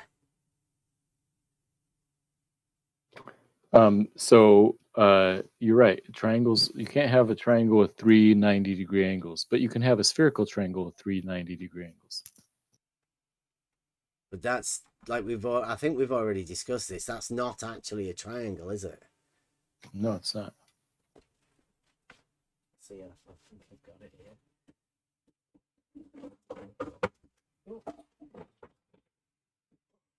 I've got. By the way, I have some kind of riddle here, because you can say in this spherical geometry that a great circle is a triangle also. But we know that the circle has 360 degrees. But as a triangle, as a spherical triangle, it would have more. So for me, this is unresolvable question. How can a spherical triangle have more than 360 degree and 360 degree at the same time? Yeah, if you pick 3 points on a great circle, each of those points is going to have an angle of 180 degrees, adding up to 540. And so, I mean, I would barely call that a spherical triangle. I guess technically it fits the definition. Yes, so this definition creates paradox. But how does it create a paradox? Because if you choose 3 points on this great circle, so the connection between them would be this great circle. So you can say at the same time that it has more than 360 and exactly 360, which is impossible. Where are you getting 360? Circle. Because circle has 360 degrees. No, it's 360 degrees around, but if you're adding up interior angles, you can make as many or few as you want to. How many points does a circle have on it? No. In your example, you are we are on the great circle. You are choosing 3 points on this circle, and you are making spherical triangle, and obviously it has much more. but still it is a great circle. And great circle has 360 degrees. Great circle does not have 360 degrees of interior angles. Pardon? So It's a great circle, isn't circle. it? Great circle is still a circle, I think. So it is different circle than normal circle?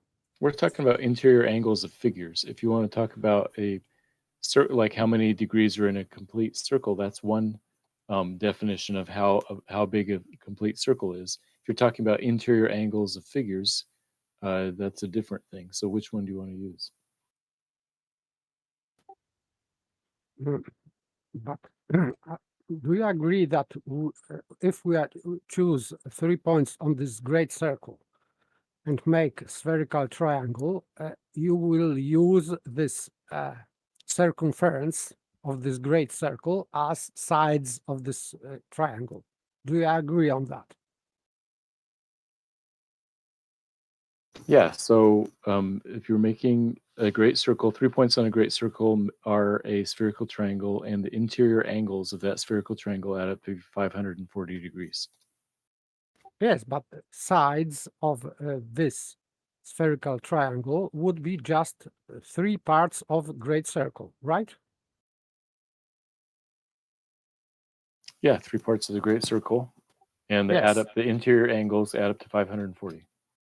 Yes, but if you are, for me, if you are adding portion of circle to entirety, that would give you 360 degrees,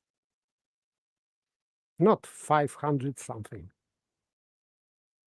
No, 540 is meant to be the triangle. I mean, a circle can't be a triangle, can it, Matthew? I mean, I know we have had a fair few people say that the great circle is a triangle. It's also a square, and you can just add more angles to it to make it as many angles as you want. But it's just a circle, isn't it? Great circle is the largest circle you can have on a sphere because it has to go through the center of the sphere. Right, that's a circle.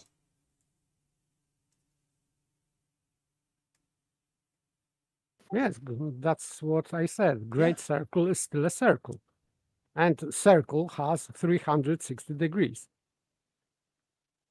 So I don't know how you can turn this great circle into another figure with more than 360 degrees. For me, it doesn't make any sense. Yeah, I'm not going to be able to explain it to you. Is that because Matthew, I it's posted a picture. unexplainable? Or because you don't have the ability? Or are you Because claiming... you guys aren't admitting that a circle, 360 degrees of a circle is a different number of degrees than measuring internal angles of figures. Right, you don't measure the internal angles of a circle, do you? You can't measure the internal angles of a circle because you require straight lines to measure an angle. Yeah, so in that case, then why are you even saying that the interior angles of the circle are anything? I mean, Because yet you're saying they're 360 degrees. You know that a semicircle and triangle cast within a semicircle is a right angle triangle, right? And those triangles have 180 degrees. Right. And then two of those, since you've got two triangles on the semicircle, would be linked to the circle. And two 180s make 360. Yeah, so you're talking about interior angles between those 4 points if you use a full circle. Mm-hmm. Yeah. The quadrant. Because you just use points within the framework of the circle.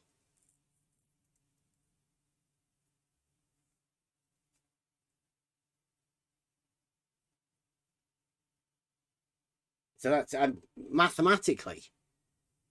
How do you lose that great circle and add more angles into it. Like how, although somebody said a bit earlier that he's been told that a great circle is the biggest triangle that can be formed, which is 540 degrees. Now, how do you imagine that there's an upper limit to it? If Yeah, you're that's a saying good what question. you're saying. Because I think you could be able to, like, if you make it even bigger than that, you could look at the outside angles of 3 points, and I don't know if that would count as a spherical triangle or not. I posted a picture of a thing that I cut out of a ball. I cut a quadrant of a hemisphere out of the ball. Now, that is the 390 degrees, isn't it?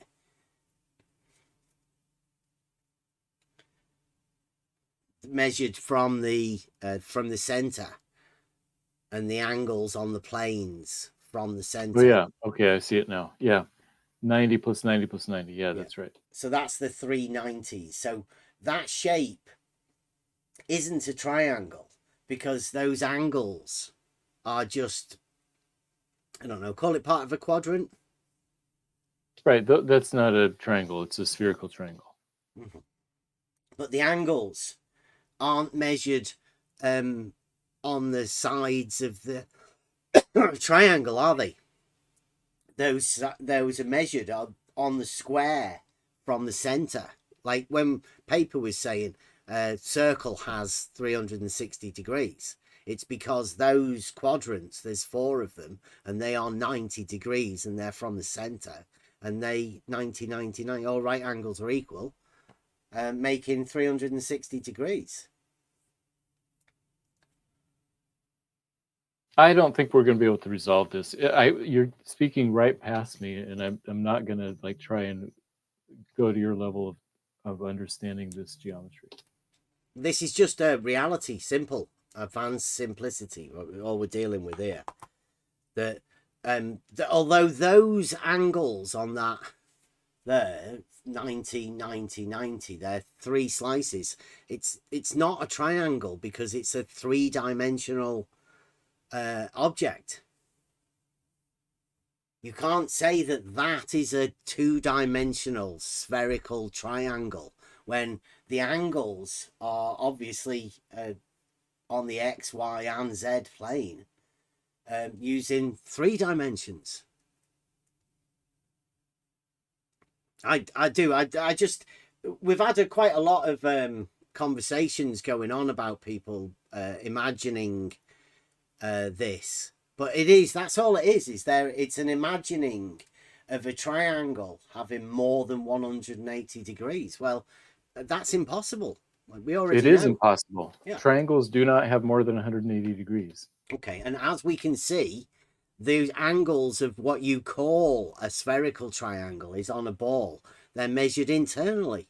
They're 3-dimensional. You can't imagine that is 2-dimensional triangle on the surface of a ball. It's just not. I mean, that's the problem, right? Is the imagining that is also 2D when we know that a triangle is a 2-dimensional shape. And you can't literally say, I think you can't say that a spherical triangle is also 2D, but it has more angles than a 2-dimensional triangle that has only 180 degrees. Right, a spherical triangle is not a 2-dimensional thing. It's in 3 dimensions. Yeah. Okay, so it means that sphere, a surface of the ball, is not 2D. So you would agree with that? It has a 3rd dimension to it, but the actual surface is 2 dimensions, but it's existing in a 3rd dimension. Like the surface is 2 dimensions, but its location has a 3rd dimension. I would say that you are contradicting yourself. Because really, what happens if you take a piece of paper and roll it up into a tube? developable. But you said Right. that this Yeah. triangle is 3D, but it is drawn on 2D surface. Right. It is impossible. I think it's not impossible. I think it might just be impossible for you to understand if you're like trying to figure out how geometry in three-dimensional space works. I know it's complicated, but these are just basic mathematical definitions, right? No, I am saying that you cannot. It is impossible to draw a three-dimensional object on 2D surface. This is what I am saying. Okay, I would agree with that. Like everything that you put on a three-dimensional surface, I mean, sorry, on a 2D surface is a 2D object, but I'm saying it bends in the third direction, even if it's not existing in that third dimension. Yes, but this figure cannot bend if the surface is plane. If it is surface of the sphere, by definition, it is curved, so it is going into third dimension. That's why a spherical triangle cannot be 2D, because the surface you have drawn, this spherical triangle, is not 2D. So I would say still that you cannot say that you can draw three-dimensional figure on two-dimensional surface. Okay, so the logo on this basketball, is it 2 dimensions or 3 dimensions? 3-dimensional. But it's a 2-dimensional logo on a 2-dimensional surface. But it's so I think you're right, but it's bending in the third dimension. So it's just like this logo. Yes, and I think we're saying the same thing. This is There's no 2-dimension there. There's no 2-dimension anywhere there. Yeah, it's in reality. Everything in reality is 3D. 2D Correct. does not exist in reality. It's conceptual only. That there is a fact. Yes, and you might, Matthew, admitted that, because if you are saying that it is bending in third direction, it means that you are losing 2D. You are losing plane. This is what is going into third dimension. So the surface is not 2-dimensional. So if you write your name on a piece of paper, a flat piece of paper, then your name is written down in 2 dimensions on a 2-dimensional piece of paper. Then if you take that paper and roll it up into... It's not a 2-dimensional piece Yeah. of paper, It's is not. it? I think you're doing what F.E. Dogma's doing. Just because you can write on something, it doesn't make it 2D. Right. But still, if it is a representation of 2D, this Can you sheet give of me a paper. 2D pen? Because I want to write something down, please. So if you write on a piece of paper, the surface of that piece of paper is 2 dimensions. Negative. There's nothing you've ever experienced in your life that's 2D, Matthew. Ever. The And you surface never of the will. paper. Negative. It's 3D. Yeah, you're right. The paper has thickness to it. That's why I specified the surface of the paper. How about the top surface of the paper? That's Everything. There's no such thing as 2D. You're adding something to it to put the pigment on the paper. It's not 2D. Matthew, if it was 2D, you couldn't lift you couldn't lift the pen off the paper. You wouldn't exist. You wouldn't be able to draw it. Do you understand? There's no 2D. do. There's no 2D Yeah, bro, in real life. it's a concept. Yeah, it's a concept. Yes, So why are we talking concepts and making them reality? No, in reality, it's 3 dimensions, but we're talking about this. If we talk about the theoretical surface of something, like the surface of a piece of paper or the surface of a globe, those are concepts. Yes, but still, there are differences between concepts. So we can distinct between a plane and a spherical surface. So it is different. And as you said, you can roll this paper. So if So if you are curving plane, it is not 2D anymore. This plane is not plane because it is going into third dimension. So it is curved surface. It is 3D. Matthew, you posted a thing, right? For the geodetic thing there that you posted. Yeah. Now I took a page out of that, just a random page, right? Can you go to 44 past the hour, please? I want to ask you a question.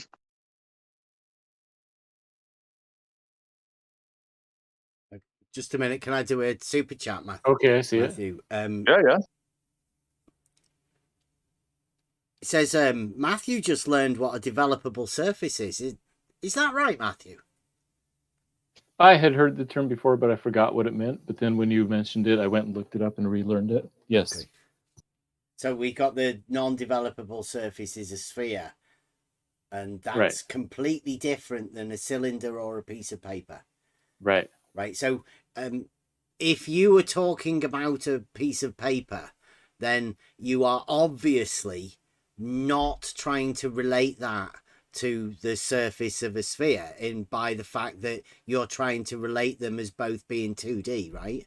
Because that would be false equivocation, right? One's developable and the other one's not developable. You can't say that they're both 2D, can you? There are distortions when you make a flat map. That's right. No, I'm trying to say the 2D part of the idea that you think a spherical triangle is 2D would be false for you trying to relate that to a piece of paper that you say is 2D.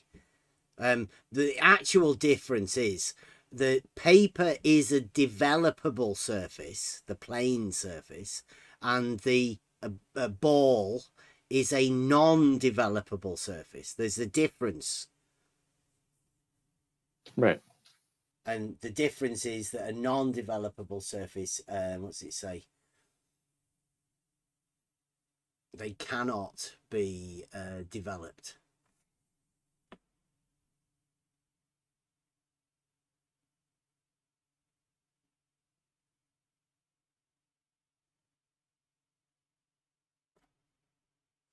There you go. Spheres are non-developable surfaces under any metric. So there is no metric that you can have a sphere as they cannot be unrolled onto a plane.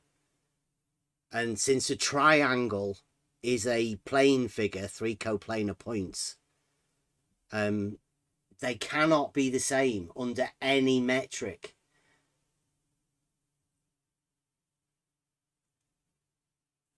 So spherical triangles are 3D and normal triangles are 2D.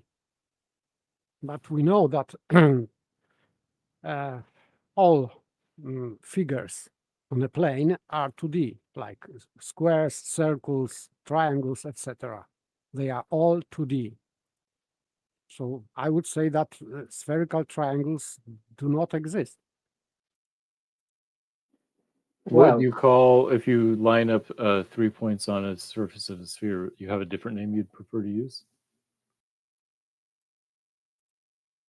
You have different what? I didn't heard.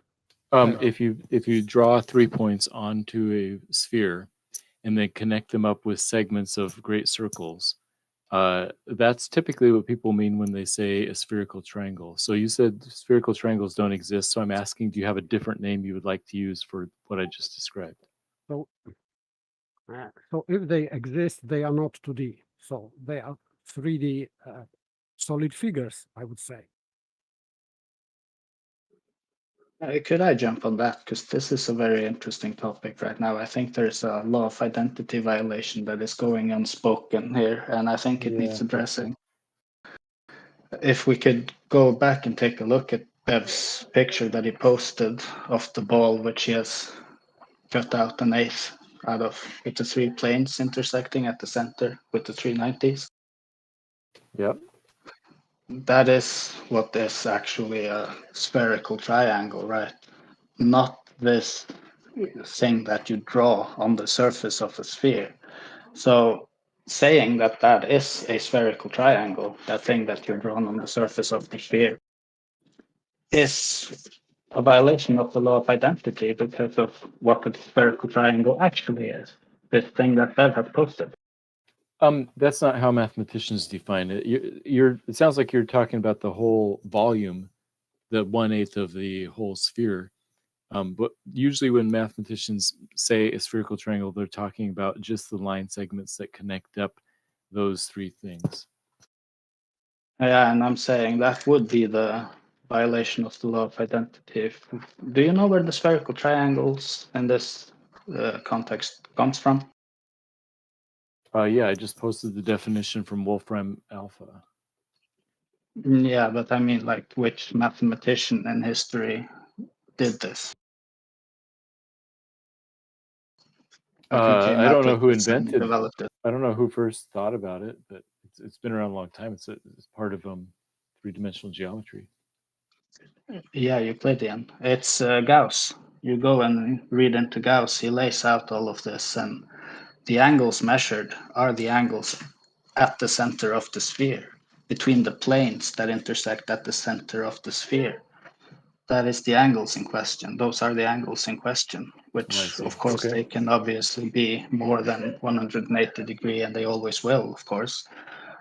But that's not the same as this thing that you draw on the surface of the sphere. Those are two different things. So there would be an identity violation involved if you do call that the spherical triangle. Yes, you're right. It We is need not. to be careful with what terms we use. I was just using what Wolfram Alpha said.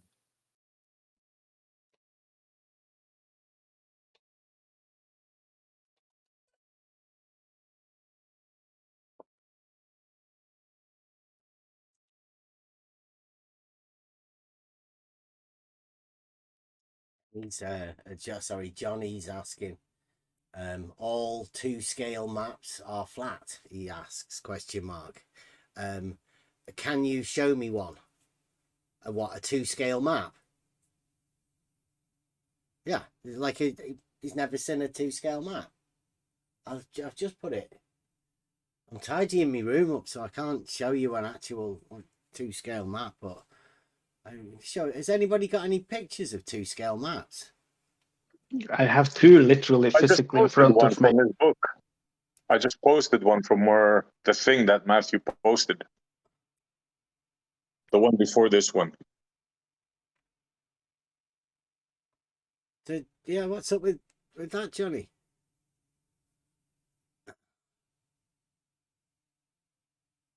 Hey Matthew, I posted a couple of maps. Scale, Scale's the same across the map, right? That's why it's a scale map. The scale doesn't change.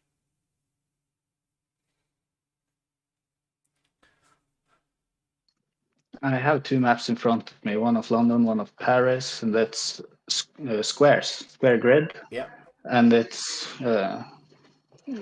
each side length of each square is 400 meters in reality. It's a scale map of these two cities, but I don't have a camera, so I cannot show you.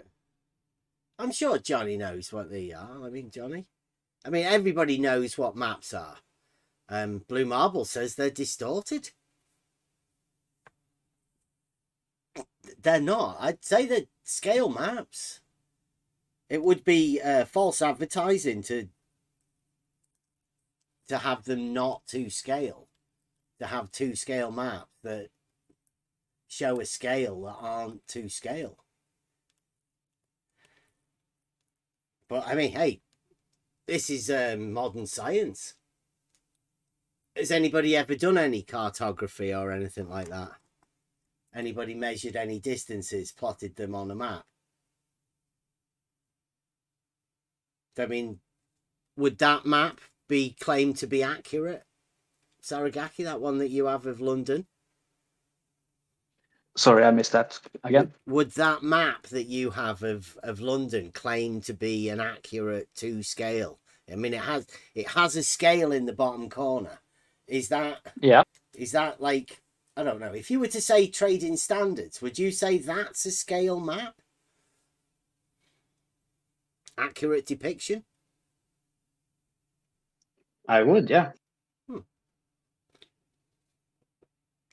I do not assume that following this map would at any, in any way lead me to a different place than I'm going by following the map. I would say that these distances are all related to reality by direct measure and then scaled to put on this map so that this map is actually accurate. Yes. So distances from point to point, accurate to Yeah. reality, and also those triangles, if you were to do that, would be point to point triangles with 180 degrees. Absolutely. I would also agree. I mean, that's what I think the average person, if I take the average person understanding, that would be for that. Speaking of triangles, Matthew posted a thing with all kinds of triangles. Posted a few diagrams. I was wondering, Matthew, can you point me to the triangle that has more than 180, please? Triangles don't ever have more than 180 degrees. But that comes from the thing that you posted, which you say has excess. Oh yeah, it's a spherical triangle. Okay, can you point me to which one of them it is? Because I posted 3 diagrams from the thing you posted. Oh yeah, so these diagrams are all flat maps. Spherical excess comes from when you are doing the interior angles of a spherical triangle on the surface of a sphere. So the thing you posted as proof doesn't show any triangles that have excess. Let's be clear, right? No, it's 120 years ago they did a geological survey or geographical survey, and they have a column for spherical excess. And my question is, why would they bother to include that? Yeah, but that wasn't my question. My question is, in the thing that you posted, it has like 500 pages, I think, right? Yeah. Is there any instance in there of a triangle that has more than 180 degrees is my question. Yeah, on every page would they have the spherical excess column. Yeah, but every drawing they have, like I said, can you point me to one of them? All the drawings are on 2-dimensional flat pieces of paper, so they won't have a spherical excess. But Matthew, as a mathematician, can you imagine a triangle with more than 180 degrees? Not on a flat piece of paper, no. Okay. Now, can you imagine a 2-dimensional triangle with more than 180 degrees? If the surface it's on is curved, then it could happen, yes. 2D. Can you imagine a 2-dimensional curved surface? Yes. I could take a piece of paper and roll it up. That's an example. That would be a developable surface, like a cylinder. That's one example, yes. Okay. Now, can the you surface imagine of a balloon? Can you a balloon? Well, a balloon would be a non-developable surface, wouldn't it? That's right.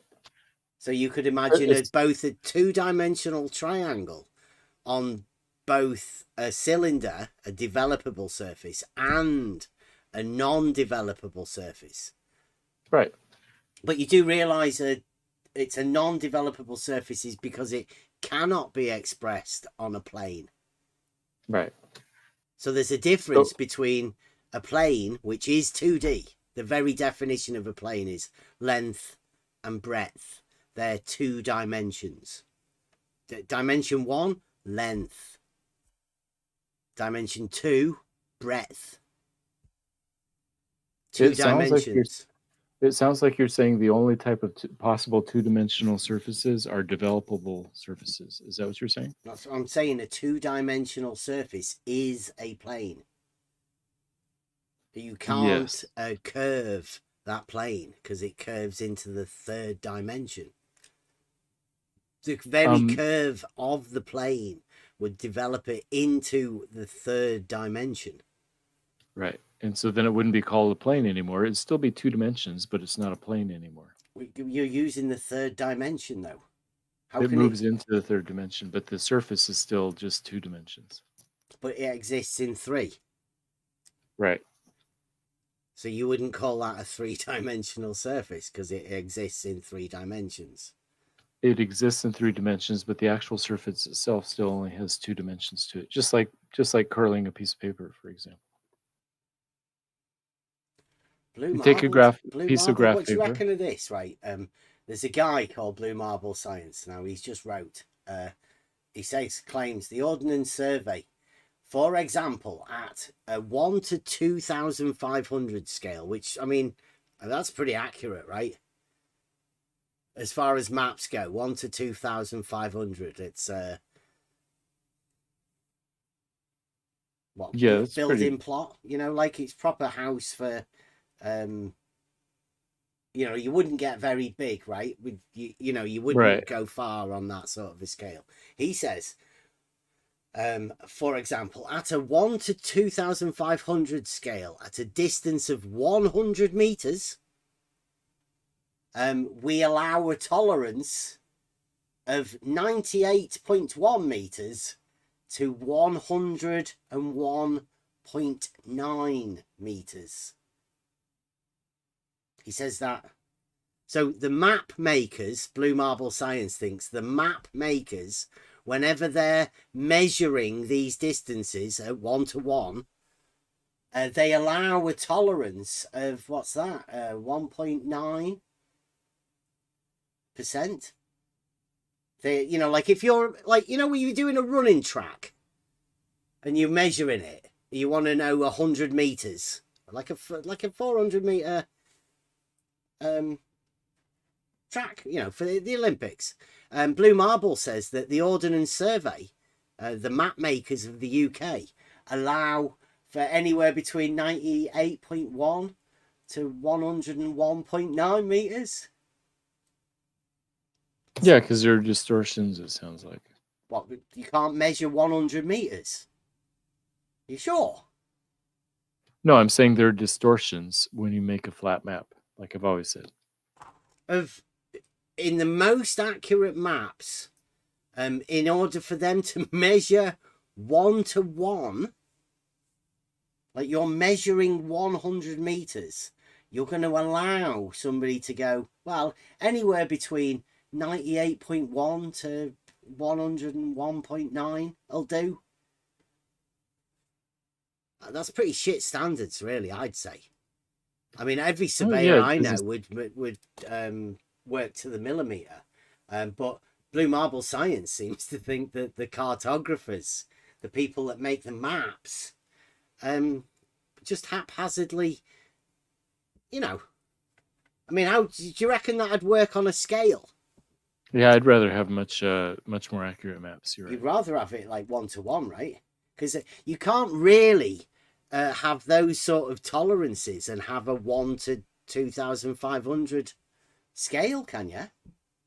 Wouldn't it be 1 to 2,300 and something to 1 to 2,700?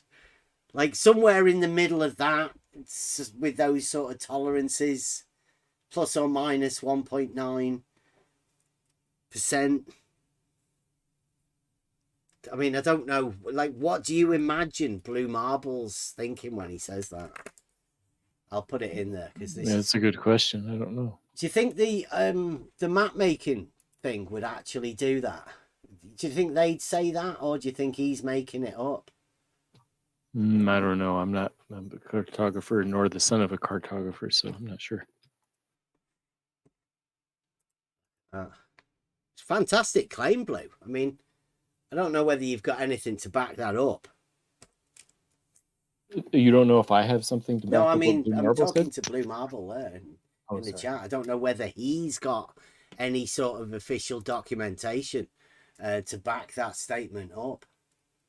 It seems like the scale are like, you know, they're direct. It says 1 to something, not 1 to this and maybe this, you know, within a tolerance. Or they don't do that, do they? They don't, because on the scale of a map, it probably doesn't change that much. Blue Marble says he does. It's like in between, for a 100 meters, in between 98.1 to 101.9. It's like 1.9% on a 100 meter distance. On the most accurate maps. That's ridiculous. He's old enough to remember gas station maps. Remember those, Blue? It's like Mike's put there. It's like Blue has put a big smiley face afterwards. Like that's ridiculous, Blue. I mean, that's a really bad claim to make. You backing that up? I'd hope that you'd be able to back that up. Professional organisation. There are maps within the UK, you know, Blue. No way. You got maps there too? Well, like the Ordnance Survey is the people that make the maps in the UK. So Blue's making a ridiculous claim there. We allow for a tolerance of 98.1 meters to 101.9 meters. That's ridiculous. If you want a 100 meter distance, then it's 100 meters. There's no tolerance. That's your 1-to-1 that you start in your scale and your map off with. 100 meters. If the surface of Earth is flat, then it's developable. How come we don't have a 1-to-1 scale? Matthew, How come we don't have a the scale map? surface of Earth isn't flat. Get it out your mind. The Earth isn't flat. You should know this. Yeah, it has topography on it. Yeah, it's not flat. But we're not talking about that at the minute. We're talking about triangles, aren't we?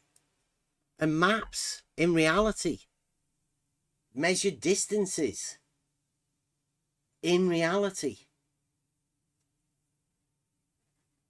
Do you think that when the map makers measure a distance of 100 meters, they allow a tolerance because it's a globe? I don't think so. They just do measurement in reality, right? And they plot those measurements on maps. They then measure the elevations of all of the points on the map, and then they can add in contour lines onto those maps. That's just a fact of reality.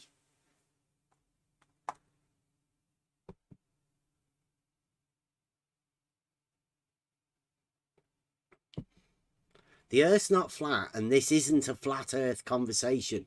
This is just a reality conversation about what happens in reality and its relation to mathematics. So the distance from A to B would be classed as a straight line, wouldn't it? Mathematically speaking. And when you would measure that distance, you would measure it as a straight line. And you would depict that straight line on a map as a straight line, would you not?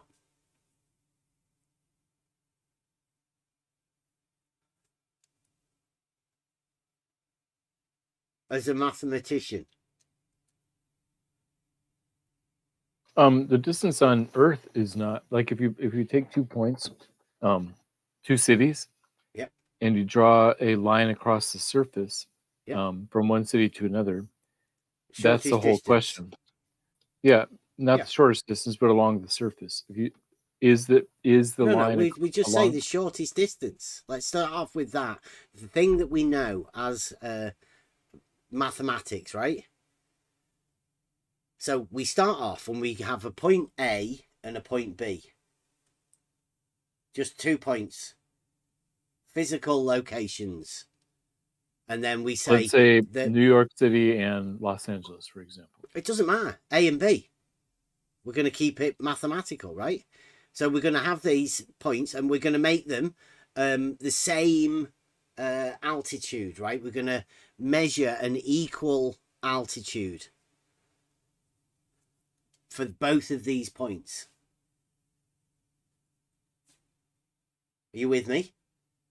So let's get a plumb bob. We're going to measure a plumb bob. We're going to have something of equal elevation, like a surface of water, calm surface of water, and we're going to get a plumb bob, and we're going to measure an equal height and an equal altitude above this body of water. Let's say Bedford Canal. You've heard of Bedford Canal? historic place. Yeah. 6 miles. Stretch of water. So you've got a bridge at one end and a bridge at the other end. You're going to have a equal altitude at either end above the water. You with me? Yep, so far. So those 2 points, you're going to have then the shortest distance between those 2 points at an equal altitude. That's a straight line. Right. Now, that straight line would be classed as, with 0 slope, would that be horizontal? No, I don't think it would be, because the down is different directions at those 2 points. Well, you've got a line, right? Plumb bobs. Those 2 are vertical. So you've got 2 equal elevations, equal altitudes on these verticals. And you're going to have a straight line connecting the 2 of them. You're saying it wouldn't be horizontal? I'm saying that the 2 vertical plumb bobs that you have at those 2 locations, the important question in all of this is whether those are parallel or not. They're both vertical. Right. There's vertical at point A, there's vertical at point B. Okay. And So- they're both called vertical at their respective locations. The question is, are they actually parallel to each other or not? Well, can we sort it out? Can we say, is that line from A to B the shortest distance between those 2 points? Yeah, if it's a straight line, yes. Okay. Do you know what you call that shortest distance at equal elevation? In reality, But I don't know what you would call it. No, I'd say that would be a horizontal. I think it's only horizontal halfway in between. The question it would is, have no slope, right? It would be neither higher nor lower at either end. that the answer to that question depends on whether you assume that the direction of vertical is the same or different at those 2 locations. But we've got a body of water, you know, the same body of water at an equal elevation, right? The body of water is on an equal elevation, and we've got 2 points at each end. And we've measured an equal altitude vertically from those 2 positions. Right. Now we're going to have the shortest distance between those 2 points. So, you know, at an equal... So they're in the air. They're not on the surface, right? So they are in the air. And it is the shortest distance between those 2 points.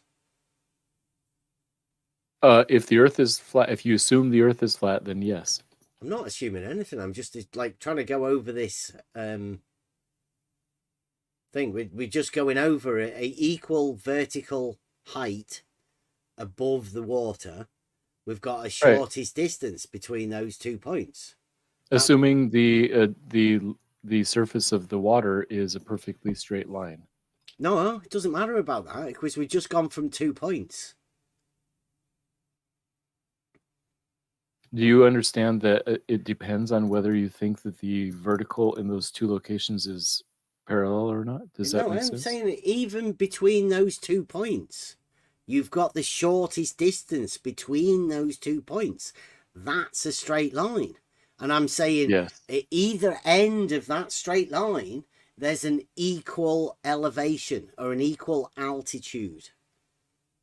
So either end of that straight line is neither higher nor lower, i.e. no slope to that straight line.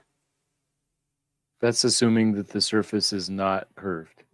No, it's not. I'm just assuming that there's no slope to the straight line that we've just described. And if the surface of the Earth is curved, then that wouldn't work. That it wouldn't be a line with no slope. Right. Okay.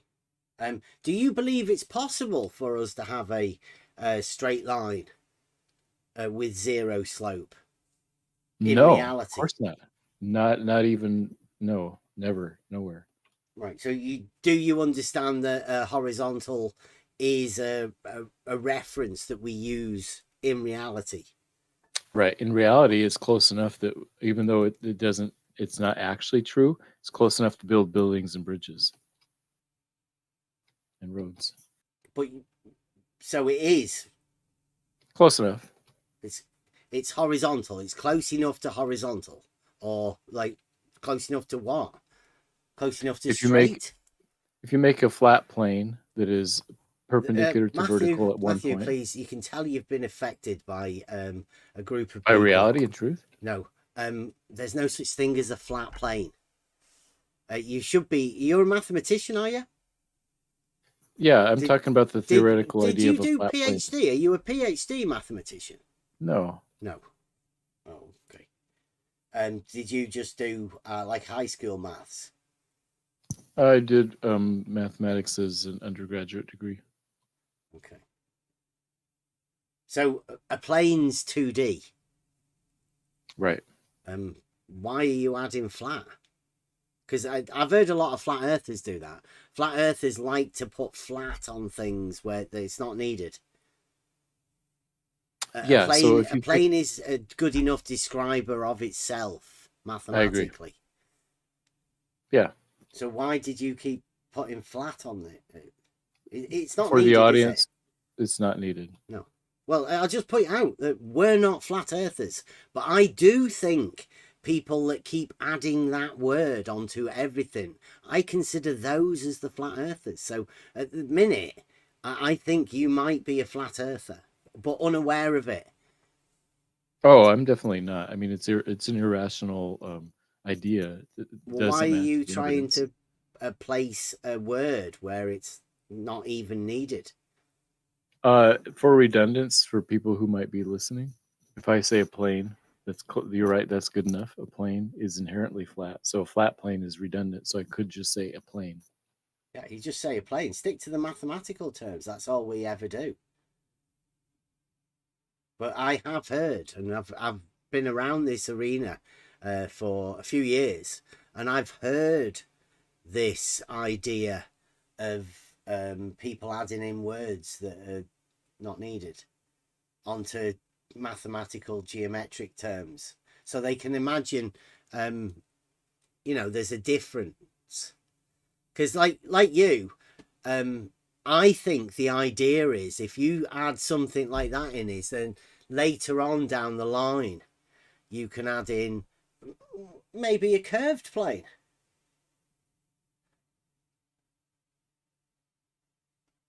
Which is ridiculous, right? You can't have... Right. There's no such thing as a curved plane, is there? Yeah, you can have a curved surface, but not a curved plane. Yeah.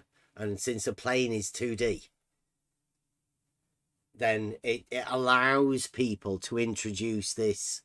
I call it like a circular argument of what I would say flat earth society. And that's why I think these people add these words in, so that later on down the line they can add to the circular argument that goes on around these parts.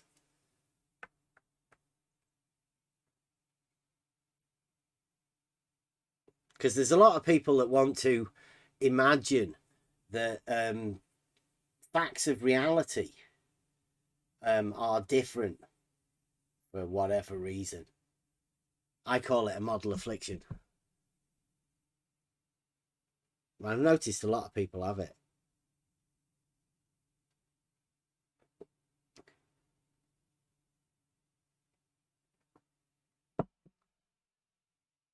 I like talking to you, Matthew. I like it. Yeah, likewise. I like the idea that I thought you were a PhD in mathematics.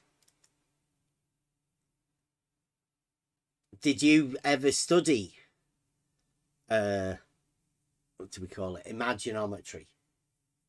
Imaginary geometries. When you did I know some about non-Euclidean geometries, but haven't studied them much. And I think we discussed it last time that reality is Euclidean. Right, I agree with that. What we were going to get onto in a bit, or I don't know whether we will do or not. But there's some people that imagine that the sphere is not Euclidean. What are you on? Are you with them on that? Or No, a sphere is a three-dimensional Euclidean object. yeah. What about the surface of a sphere? Would you class that as Euclidean? Yeah, the surface of the sphere is Euclidean also. It's in Euclidean space. One way to describe non-Euclidean geometries is to imagine a two-dimensional thing that is bent in the third dimension like a surface of a sphere. So that's where the confusion comes from. I think people are assuming that that is non-Euclidean, but it's because the third dimension exists. It's all in Euclidean space. Yeah, so therefore, non that would be something that exists beyond the realm of Euclidean space. Like not Euclidean, because we've been doing this. I mean, the journey of advanced simplicity took us to Euclid, obviously, but Euclid develops the third dimension. There's a solid geometry, right, that has a relation to reality. And that Euclidean understanding, the Euclidean concepts are basically, it's about the straight line. And when you're saying non, you're saying that about that straight line, aren't you? Within your concepts of right. imaginometry.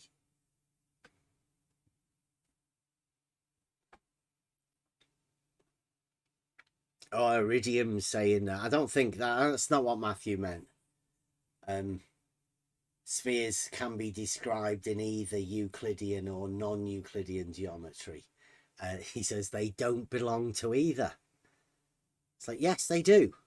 They're defined within Euclidean geometry, book 11, and they're just an extension of the sphere, the circle, into a three-dimensional thing. They are entirely Euclidean. And especially every ball in reality, that's Euclidean. It's a revolution around diameter of semicircle. This is sphere. Defined iridium. Like, you didn't mean that, did you, Matthew? No. No, see. I don't like it when they do that. There's a lot of people that misrepresent people and try and push other people's opinions in the chat. Should really stop doing that. That's not.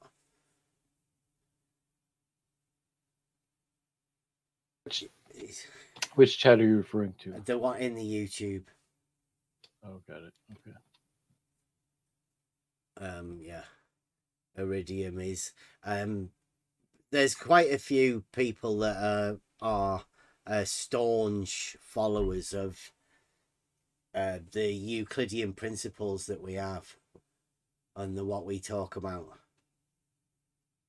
I think they've developed some sort of model affliction based around mathematics, but I don't know how certain they are of their foundings, their understanding of the basics.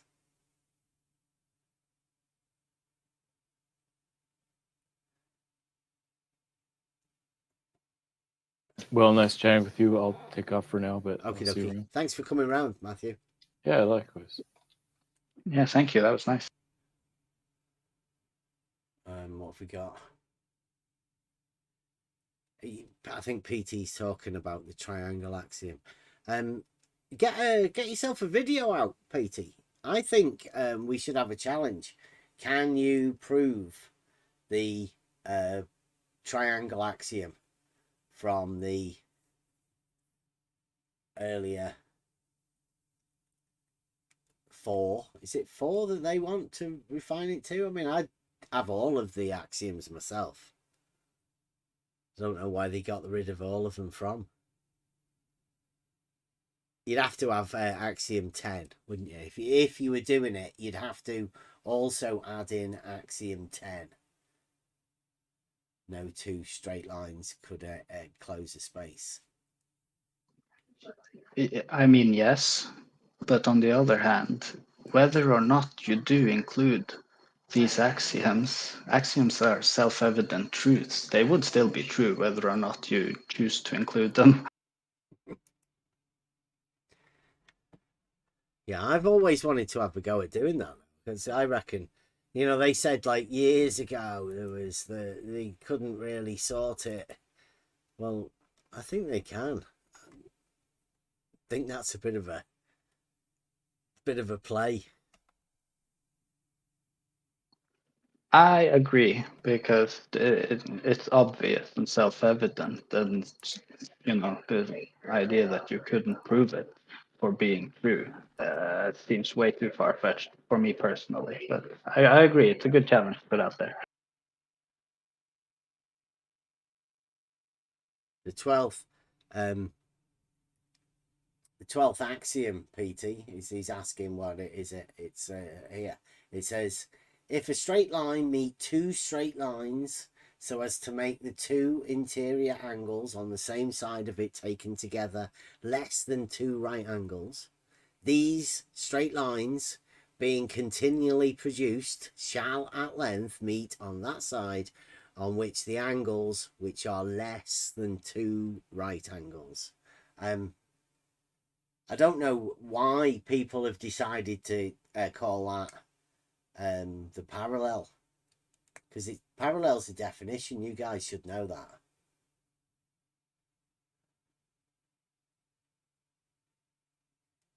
That's it's telling you which side of the line the triangle is formed.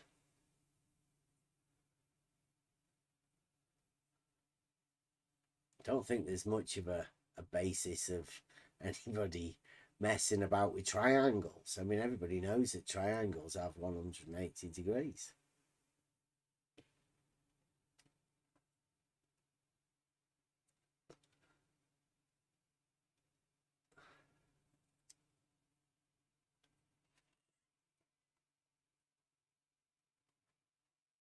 Blue Marble Science wants to call it the same way the shadow giants call it.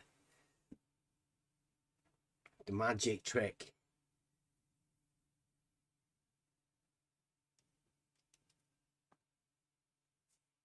It's interesting, isn't it? I like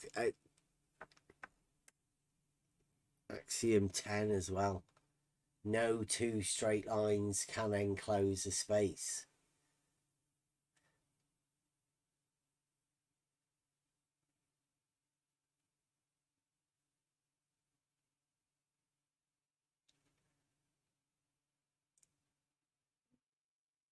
So what's everybody think about the mathematician? I am very happy that he agreed with me that calling this so-called spherical triangle that people like Flat Earth Math wants to imagine that they can draw on the surface of a ball is not actually a spherical triangle, and that this is a violation of the law of identity to call it that when it's not actually that. So I'm very happy about that fact.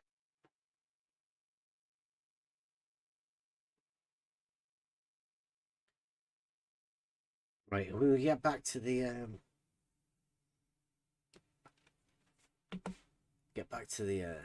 thing on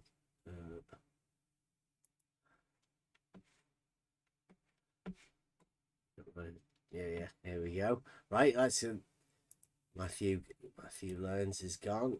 Get back to this spherical triangles having greater than 180 degrees. It's provable in mathematics, and as we've just shown, it's provable because you use the planes of the circles. So you just got three circles within a sphere. It's definitely not a triangle, but you know, you can call it whatever you want. It's not a triangle though, right? That's the important thing. Mhm. And it's definitely not 2D because the angles are measured from the planes internal to the sphere along axis X, Y, and Z or whatever. It doesn't matter, whatever you want to call them. There's 3 different Yeah, the circles on 3 inclination different of the axes. the inclination of those planes to one another doesn't necessarily have to be 90, 90, 90. But that's where the angles or the planes do intersect at that center point. That's where the angles are measured. And hence has nothing to do with the surface of the sphere in question at all.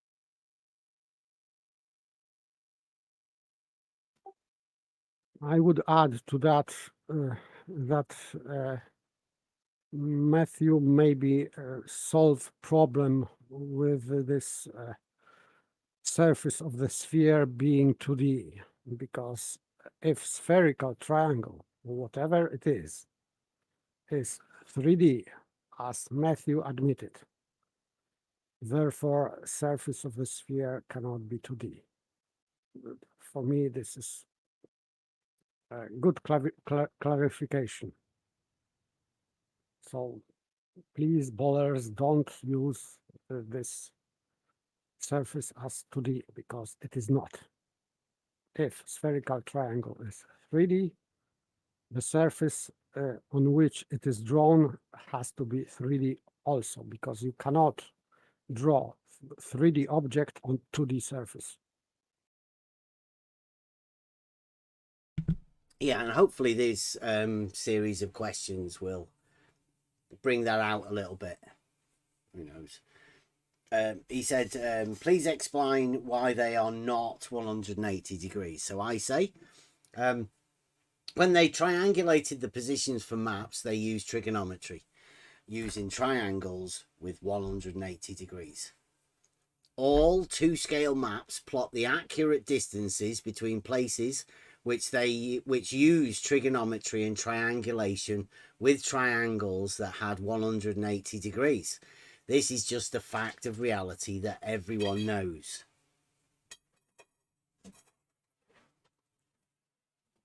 And then there's a lot of other things, right? So I state, when they measured the distances in reality and they used triangulation, they used trigonometry to work out the angles of the lengths of the sides of the triangles. Whenever they did it, they plotted them, the accurate distances between those points, and they placed that on maps, and they called them 2-scale maps because they are to the same scale as they were measured.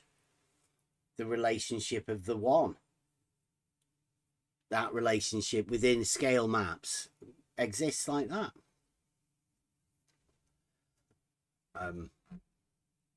Stefan Mudd said, I wonder why they're making maps in papers like bead triangulation, map control, as he put that.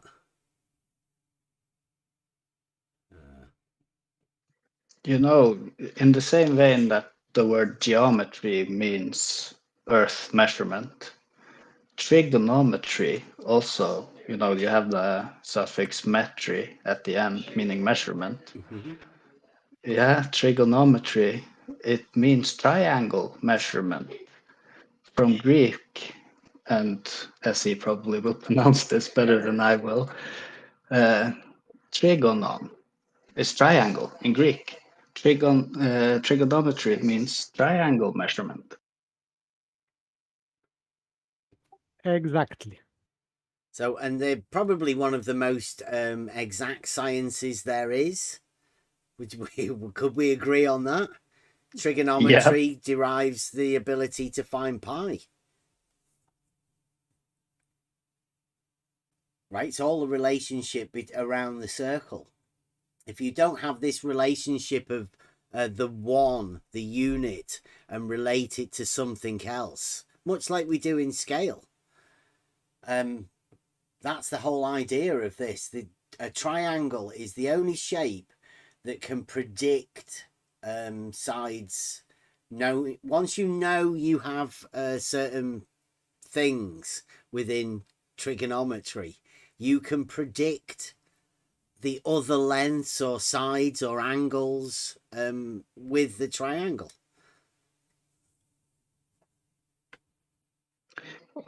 Maybe not predict being the right word. I mean, derive, deduce, maybe, but Yes, deduce, because Yeah. they are already there.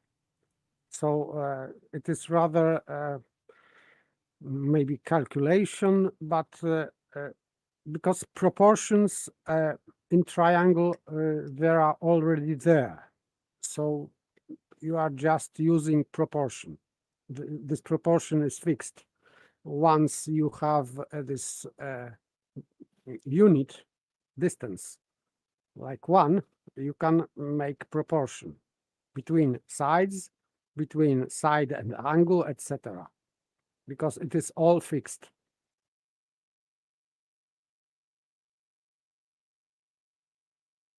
I'm happy with that. Deduce, predict, whatever. If you know the angle and you know the side and you know maybe you know 2 angles, you can predict the length of the other side if you know those sort of things. if we use the word predict as in pre being before and dict being in the terms of saying or writing something, then yes, I would agree, because you can say what the length of this side will be before measuring it. Yeah. Well, there would be no need to measure, really, because, you know, you would know. There would be a knowing that comes in. I say that the triangle's the only shape that you can do this with. There's no other way that you can do it with any other shapes. I mean, you could do it with a square or whatever, but you would still be using the principles of these triangles within it, measuring the angles. Yep. And it doesn't work if the lines aren't straight or they're not triangles. Right? True. You can't get any of this to work. And I'm just saying that from a reality standpoint, right? In order for you to measure it, then that's what you would have to do, to measure the shortest distance between A and B and place that on a map. Unless anybody knows of any other ways around us doing that, then, I mean, come ahead. Come and have a chat. Let us know. I said, are you saying that mathematics and practical geometry are part of your modern science now? Because I can sense that there's this new modern science are trying to encroach on mathematical meanings of things. I find it fascinating.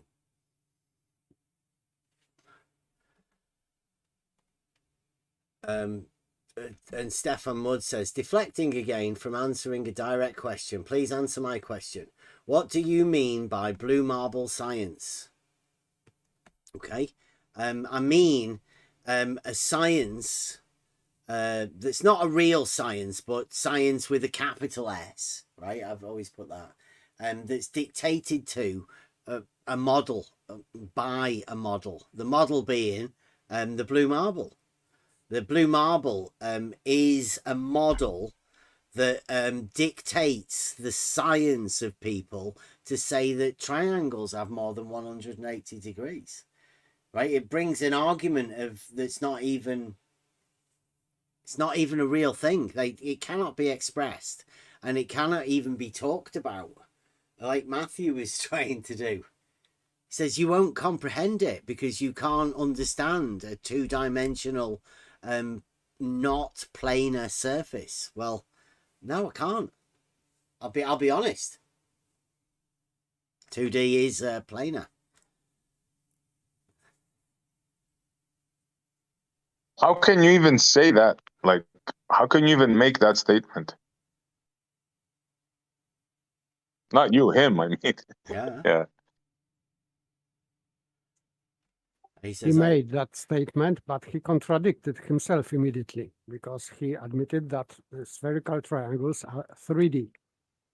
So you fall into contradiction immediately. I don't think they can see the contradiction, though, right? Maybe They're going to with make time. seeing contradictions something to do with flat Earth. You watch. These guys So are going to that give makes up Euclidean geometry, or some of them are, while the other ones are going to say that you can contradict yourself. You can have both. that's what I was just gonna say. So dialetheism is like, how can you say it? Stealth, self-stealth. Like they're in the dialetheism, but they can't see it. Is there such a thing? I don't know. Maybe there should be.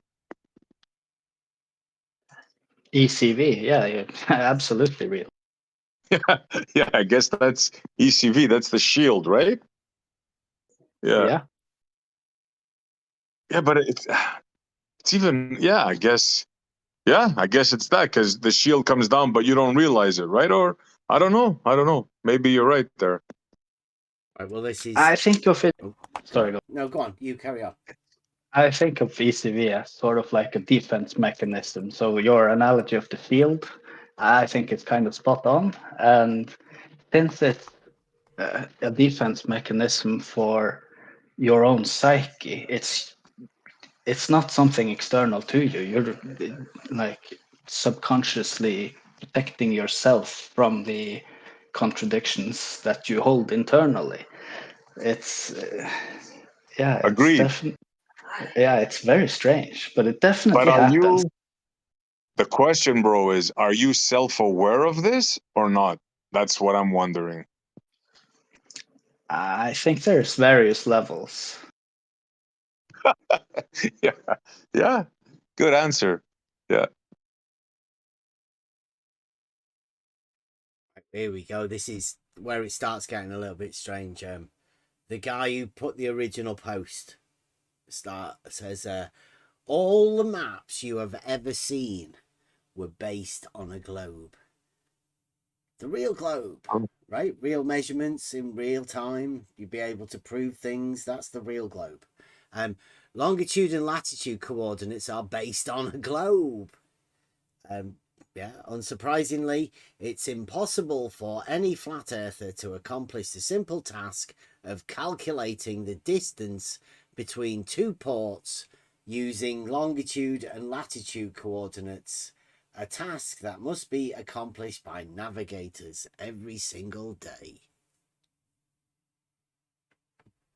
Amazing, isn't it? He says then, which is, I think this is the best part. He says, which ignorant person told you that positions on maps had anything to do with triangles with 180 degrees? No way. Yeah, he's put that. But the funny part is, what's the ignorant person ignorant of? And is he going to let us know? Because he's asking, which ignorant person told you that maps had anything to do with triangles with 180 degrees, right?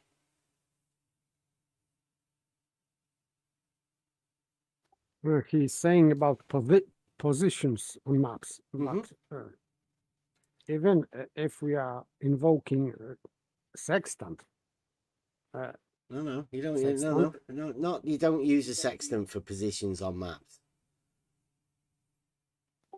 Okay, but even on in let's say in navigation on the sea, it's still using normal triangles.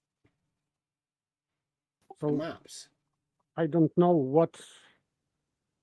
what kind of person that would be that would say that someone is using not that triangles.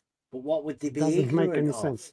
What would this person that's told us this, what would they be ignorant of?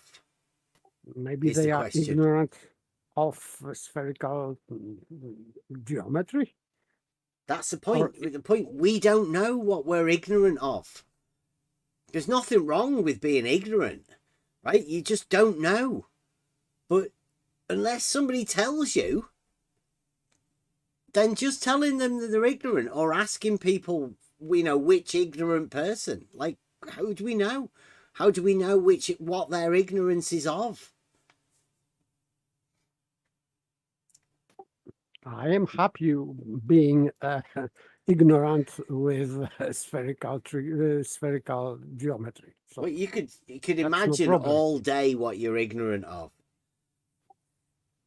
I don't even try. Yeah. I'm saying it's a confused mind that writes that, with no help to help anybody out of their ignorance. But I reply, triangulation uses trigonometry, which uses triangles. Triangles have 180 degrees. Everyone knows this. What is it you imagine the ignorance you speak of is? Triangles, trigonometry and triangulation uses triangles. That's how they made maps. So, I don't know, right? We're getting into some strange places now. Places where you have to use trigonometry and triangulation to mark places on maps. Yet, like Matthew says, he wants to believe that angles measured from the tops of mountains add up to more. He even posted a thing. But you are using line of sight. Yeah. And line of sight is straight line. Yeah.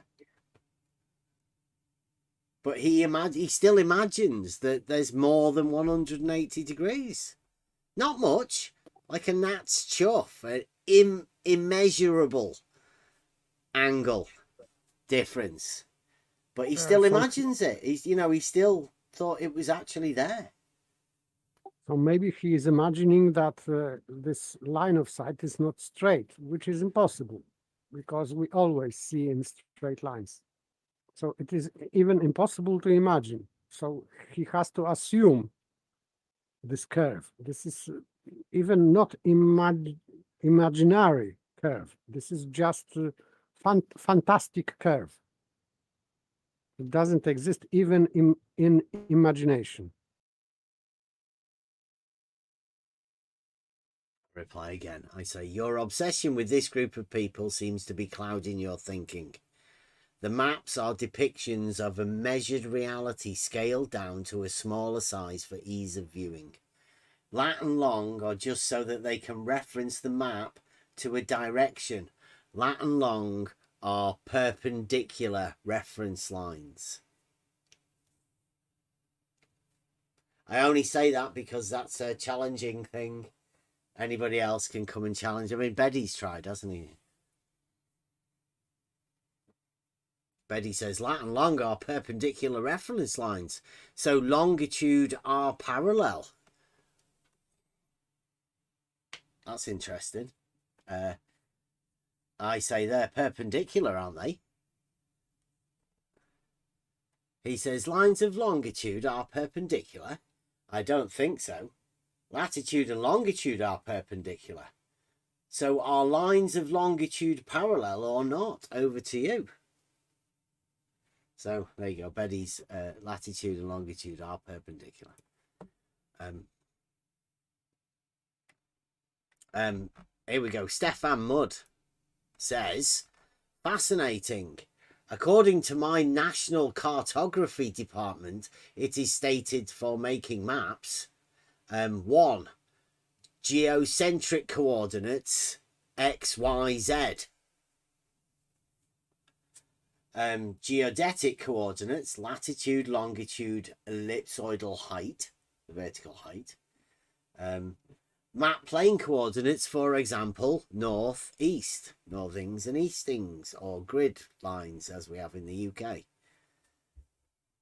So there's 3 different, well, are they different? I mean, they're X, Y, Z, latitude, longitude, vertical height, and just north and east, northings and eastings. He says, I wonder who I should trust.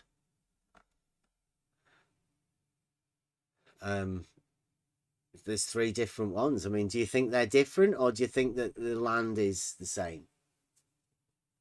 Who knows? So here we go. Beddy says, and he comes in with his, let's spell this out. And this is Beddy's logic. So this is, if anybody's asking, this is where it comes from. Me saying that longitude and latitude are perpendicular. Does anybody want to disagree?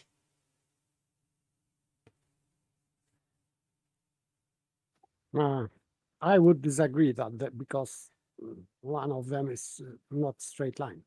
So I would, but on Mercator projection, it works okay because they are perpendicular. And by the way, longitude and latitude lines are not measured with, they are not surveyed. They are just added to the map. I would say that they have nothing to do with surveyor measurements. They are just added. I said, the map's already done. And what all you do is you reference the map to a direction. Now, if you've got a compass, you reference it to the northings or eastings, right? You put the grid reference and you put the grid lines and you reference it to north, south, or whatever. Longitude, latitude are just reference to similar sort of things. The lights in the sky. Same thing, right? The reality that you're referencing it's still the same reality. It doesn't change. There's no difference. It's just reality. So he says longitude and longitude is perpendicular to latitude. Beddy. 2 lines, e.g. of longitude perpendicular to the same line, i.e. latitude, are parallel to each other. Therefore, logically, all lines of longitude are parallel to each other. Do you agree? I think you do, because you have used this line of reasoning many times. Correlate, because of parallel lines by definition do not meet, lines of longitude do not converge. Do you agree? Question for what does people think? I mean, it's, my opinion doesn't really matter that much about this. This is Beddy's logic. He wants to check whether it is. We've already been over it. Perpendicular logic by Beddy. Yes, if you go with this first sentence, let's say premise, that it is true, then whole inferring is correct. Yeah, his logic's good.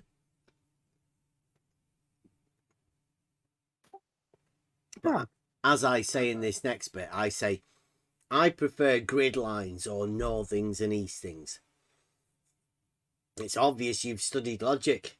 Do you have any proof of aporia surrounding perpendiculars?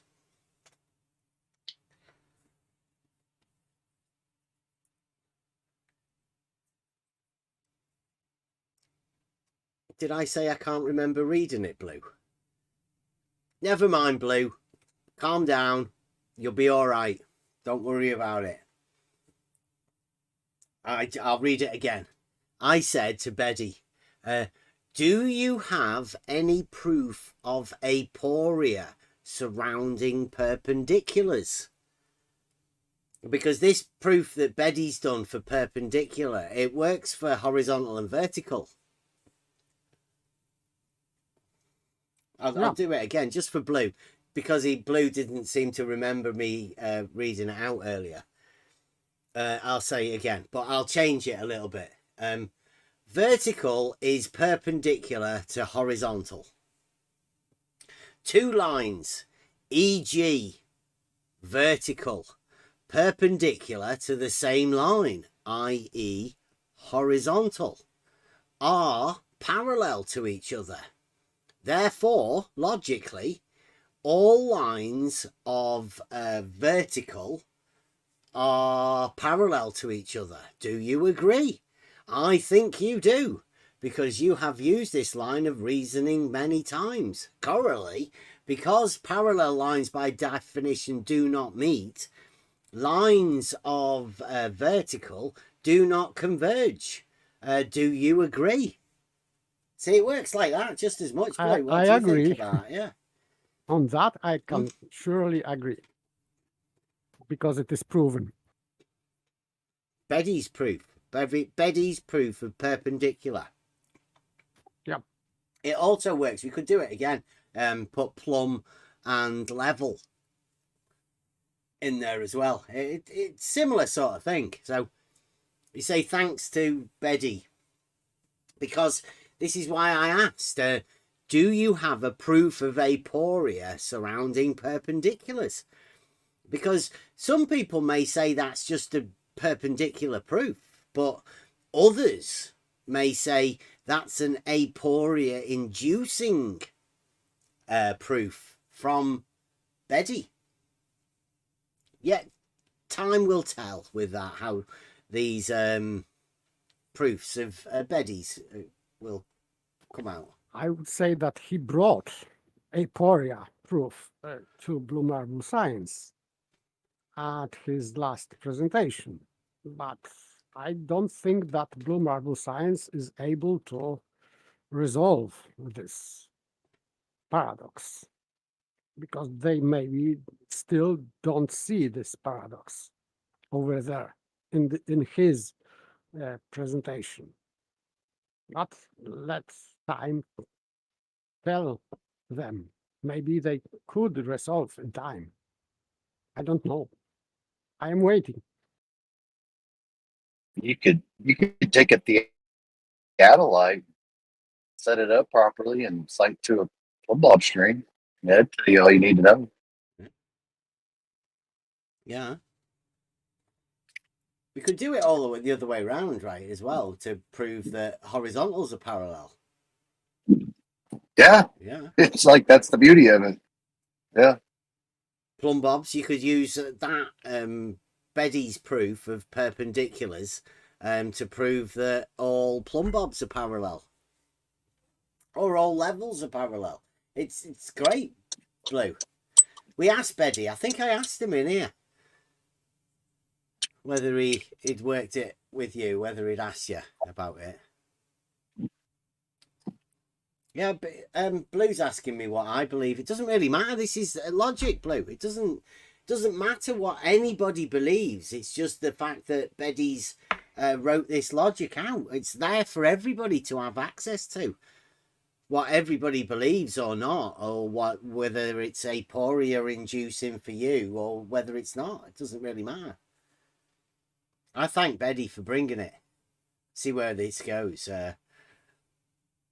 I say to Stefan Mudd, does he imagine that these are different? Meaning that the land that these are marking is any different? I mean, there is only one reality.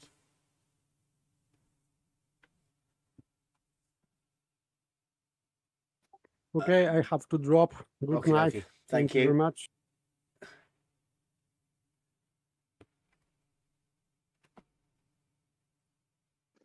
Yeah, I did manage to post that to scale map of Paris in the chat earlier, and it does reference north, which means, you know, half of the sides of the squares, the one that you would, I don't know what you would call them, but the ones that are actually aligned with the northern direction that's indicated on the map itself.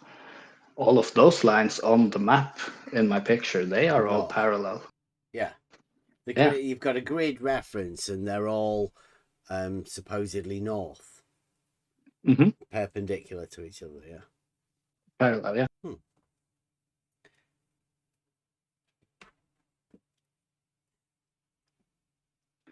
Well, I can give them the benefit of the doubt. I guess it doesn't actually say north. It just gives you a capital N with an arrow, but you kind of assume it means north. Yeah, like the one next to it isn't O and P.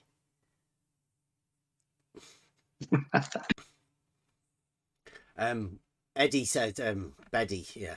The question was about longitude and latitude. UK grid lines are restricted to the UK. The question again, do you agree with my reasoning that all lines of longitude are parallel to each other? I mean, he's got a reasoning, Blue. He's asking me, do I agree with his reasoning that all lines of longitude are parallel to each other? What should I say, Blue? Tell me what to say. Did I hear you right? Did somebody comment to you saying that all grid lines are restricted to the UK? That's what he's put, yeah. The question was about longitude and latitude. UK grid lines are restricted to the UK. Oh, okay, yeah. My bad. I heard all grid lines. Well, I mean, like he said, that you've just gone over the grid lines in France, right? Paris. Well, they're grid lines. They're perpendicular to each other. And I mean, that's all I'm doing. He's talking about lines that are perpendicular to each other. I'm just trying to relate it to something that's more relatable, right? In the UK, more tangible, yeah. All of the maps that we use have grid lines. I mean, I've done orienteering. Like you deal with the grid lines and the grid references on the maps. He's talking about other lines that are perpendicular. I can just relate those to grid lines because they are perpendicular.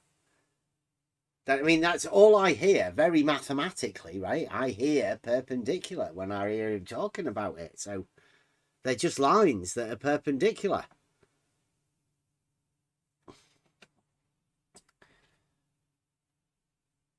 And then he says to me, to Stefan, I think, are you really sure longitude lines are parallel to each other? Oh, no, that's Stefan. Stefan's asking Beddy, are you really sure longitude lines are parallel to each other?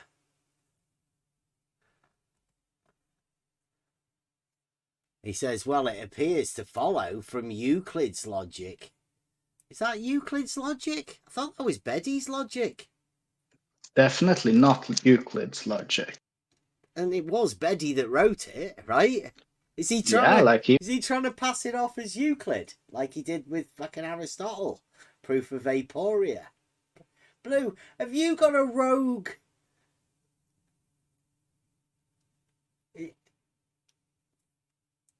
I don't know what he's doing. If I may, real quick, it says here, book 11, definition 3. A straight line is perpendicular or at right angles to a plane when it makes right angles with every straight line meeting it in that plane. In terms of what Bebby is saying and the perpendiculars, like, is it Euclid's logic or is it just by definition of perpendicular that you can derive it yourself? I think that's just definitional, right? Although the plane's definitional too, and perpendicular, that's also definitional. And the right angle, yeah, and the straight line. So all of these things that you're talking about are just definitions. So I mean, it's more within grammar. Yes. And then, you know, the actual reasoning that you do behind it, like Beddy's done there, linking the things together. That's the logic. And logic does not belong to any single person. No. But it was definitely Beddy that wrote that. Oh, yeah. Beddy's formulated that perpendicular sort of logic. I mean, although we did it, we've already done the perpendicular. I think you did it quite exquisitely, let's say. Proper mathematical proof. A bit, Beddy's is a little bit more looser, and he doesn't even really put it as an if then, which I would, to simplify it a bit better. I mean, you probably We could probably refine that for you, Betty. We'll set to work. We'll sort that out. He says, good luck. Betty says, you mean good luck with getting Bev to answer a simple question? And Stefan says to me, you're asking about the difference between different coordinates. What do you think? Are they different? Yeah, I don't know. I reply to Betty, your proof of aporia was disregarded by the blue marble scientists. That must be humiliating. Not this one, right? This is a different aporia. This is a model-induced aporia that Betty's bringing them. It's an actual perpendicular proof, but he's hit the nail on the head with the aporia thing. He specialises in them, Betty. Stefan Mudd, yes, exactly as Bev's last reply. Deflecting never answers a question, not even yes/no questions. They're very demanding, the people that come on the YouTube comments around here. And it is Betty again. Go on. Yeah, I would say, like, the question is, do you agree? But he's asking that on the back of an actual logic. Yeah, like you could say it's modus ponens if you rephrase it properly.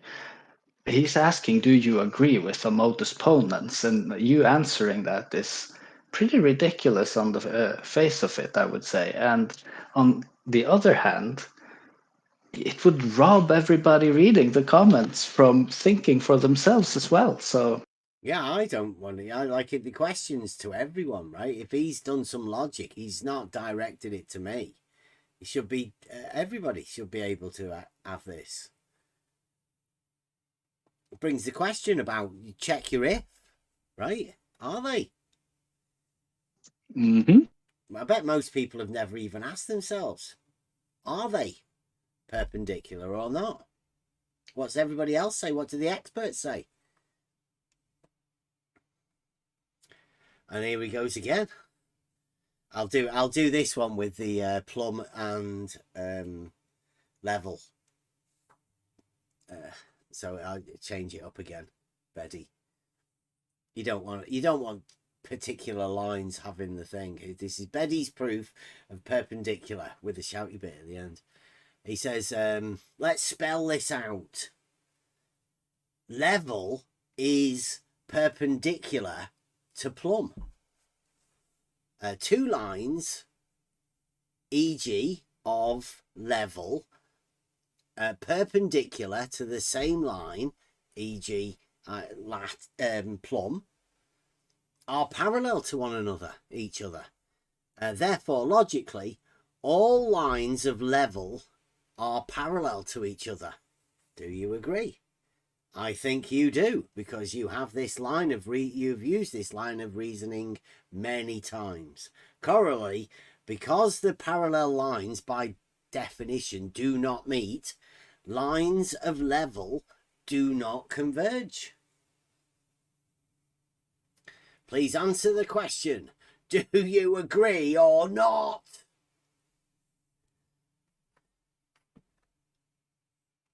My reply. It seems like you may be placing yourself in aporia once again. Have you displayed this logic to the blue marble scientists yet? I mean, I suppose they've already looked at it here without comment. I wonder why that is. Blue Marble's not. Has Blue mentioned what he thinks yet? Show more replies.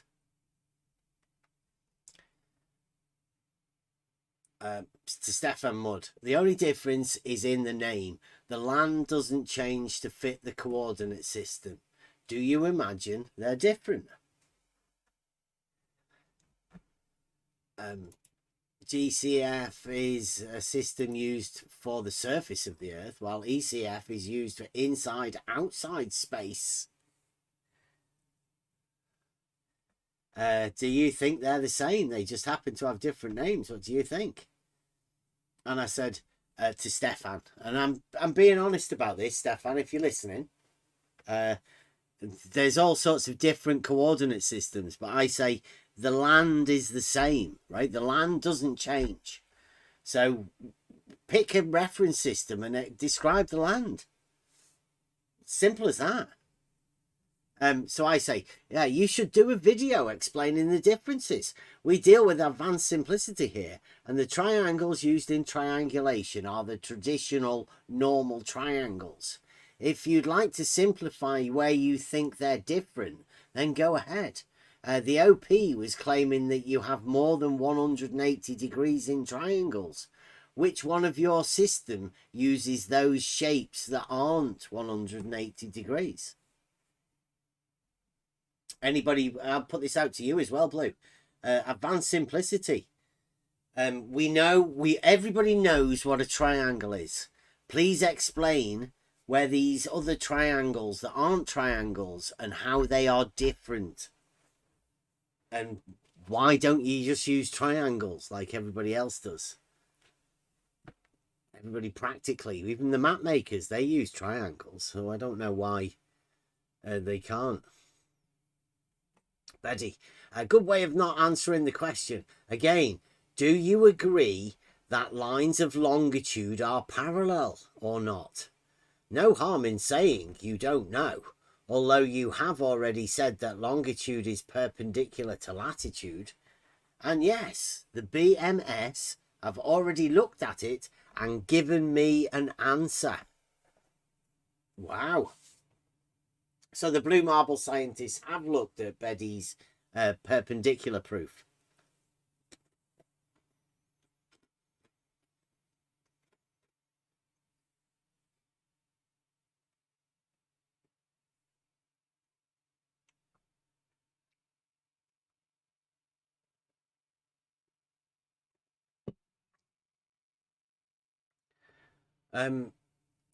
What's Paddy saying? Is Paddy denying its globe? Is he saying we don't say 'tis globe? Or what? What's he saying?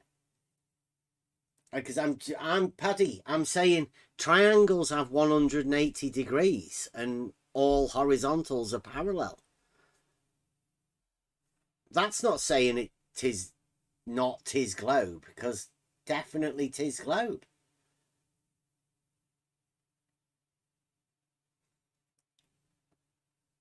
But is Blue going for longitude parallel? Are you saying you don't go with Beddy's logic, Blue? Is that what the problem is? He said he'd gone over it with you. He said you were fine. Did you allow Beddy to do that logic or not? Says there. And yes, the BMS have already looked at it and given me an answer. Maybe he didn't ask you in the blue marble scientists, Blue. He might have just left you out. Understandable. Stefan Mudd says, we deal with advanced simplicity here. Yes, clearly. That is why you think you are justified to deny mathematical theorems of spherical geometry and triangles, because you do not understand it. We do. It's just circles. We've already said this. We've explained it with Matthew, and Matthew agreed with us. And I mean, not a PhD in mathematics, but he's definitely a mathematician. Understanding of how the spherical quadrant works. He said, how simple could I explain this?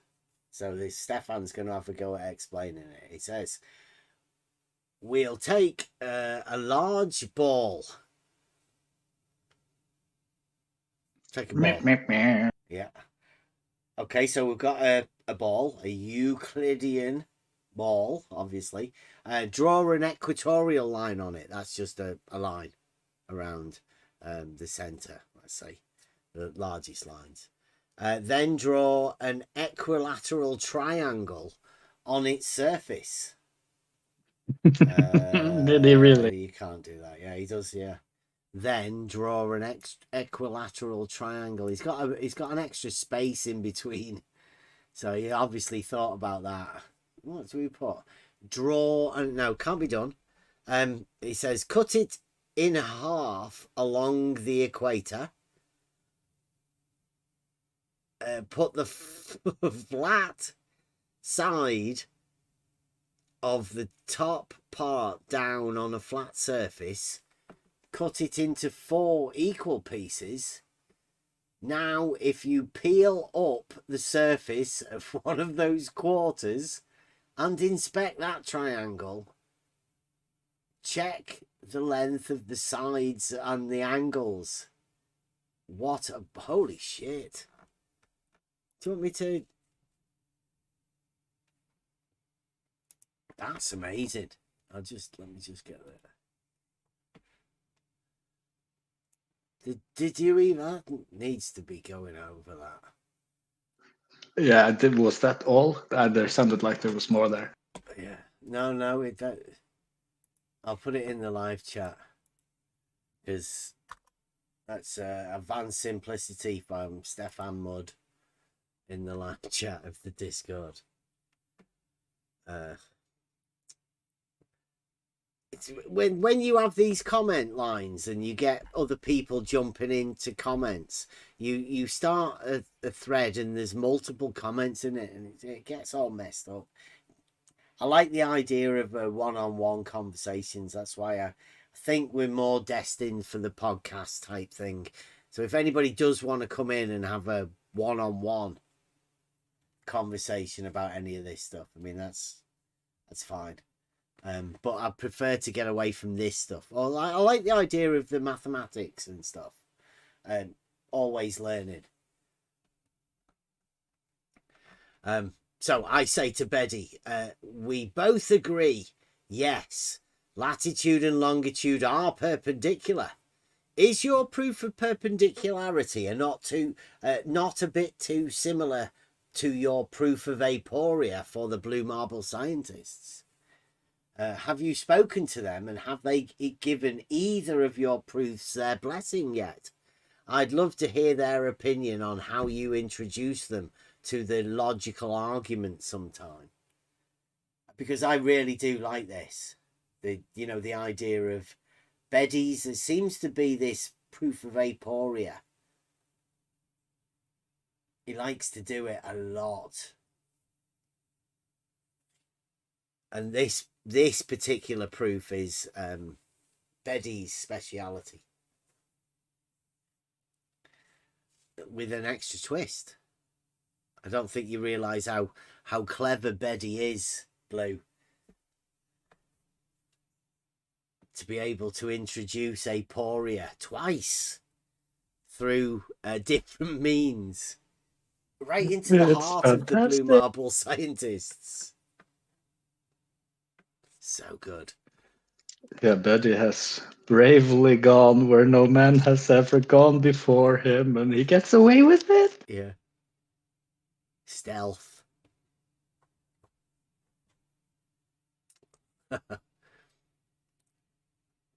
And Stefan Mod, I say to him, I have that model and I explained it to a mathematician the other day. Just explained it to the same mathematician tonight and showed him the pictures of the model.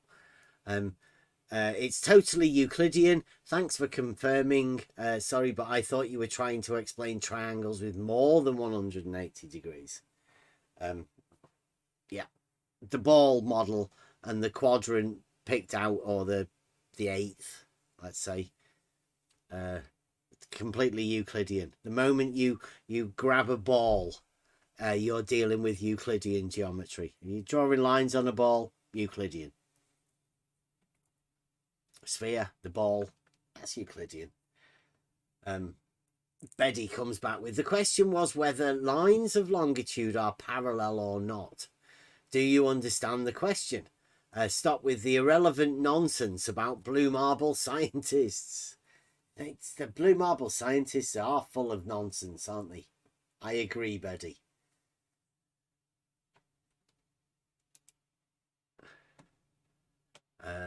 Stefan Mudd. So, according to your math friend, I say friend, acquaintance, spherical geometry of spherical triangles, their internal angles and area is totally Euclidean. Did he, in an advanced simplistic way, explain why he claims so?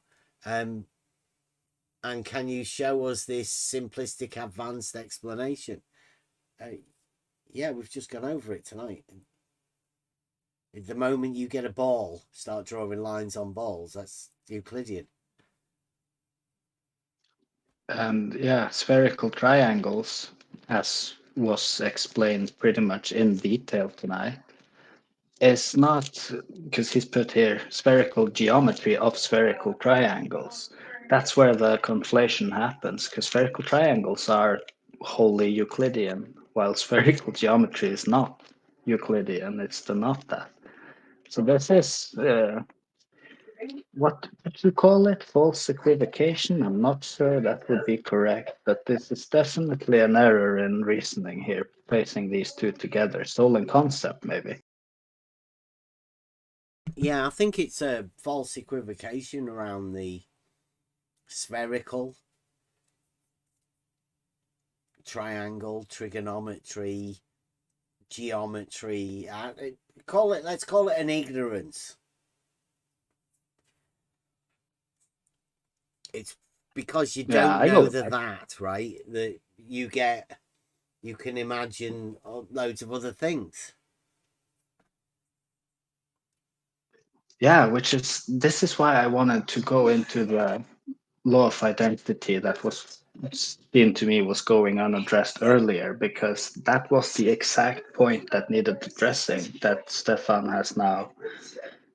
I mean, this is comments on an earlier video, so hopefully Stefan is watching and has gotten the explanation down and now realizes the error of his reasoning in this comment. Yeah, I don't know whether Stefan actually watches. I think he just comments on YouTube's.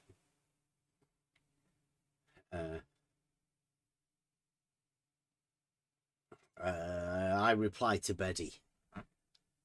I like to work in if-then statements, and I believe it's your if that's in question. Or are you attempting to deny the consequent? It's your proof of perpendicular, Betty. Why are you being so defensive?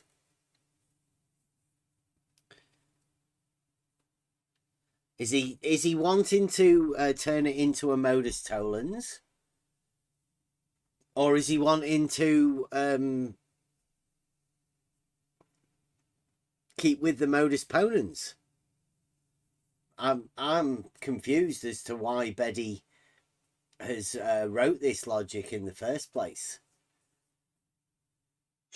Me too, and that's why I said to Kevin earlier tonight that you gotta be tongue-in-cheek with it, because with this guy you cannot put words in his mouth and you cannot assume to know what's going on in his mind. Yeah. Yeah, but I think the good thing is I am called Try Thinking. The channel's called Try Thinking. And this definitely induces that thought process, right? Yeah, definitely.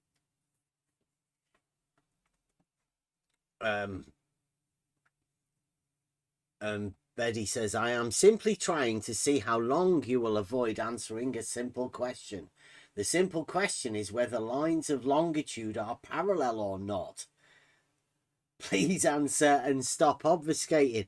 So, I mean, he's made a logical thing to say that lines of longitude are parallel. And then now he's asking me whether they are parallel or not. But he's done the logical proof, right? He's wrote his logic. I don't get it. It's really weird. I can go over, let's say, proposition 1 in Euclid, and I can follow it through logically, and at the end I know for a fact that yes, you can construct an equilateral triangle on a given straight line. I don't need anybody else to tell me whether or not it's legit or valid or sound or whatever, because I can understand on my own.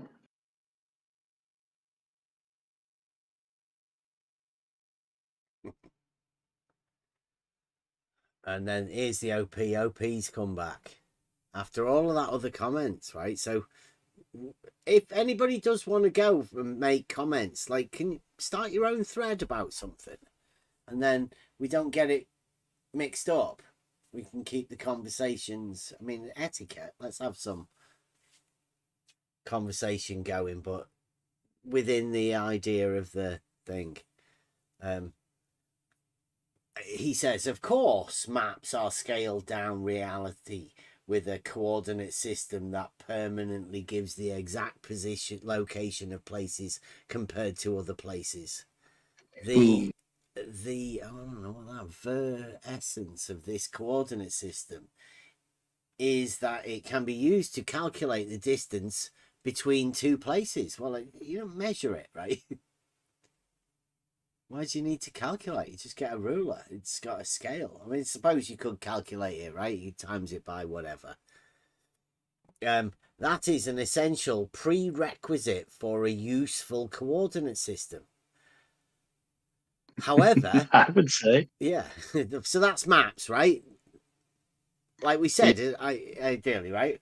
However, for longitude and latitude, which we use for navigation, if Earth was not a globe, calculating that distance is impossible.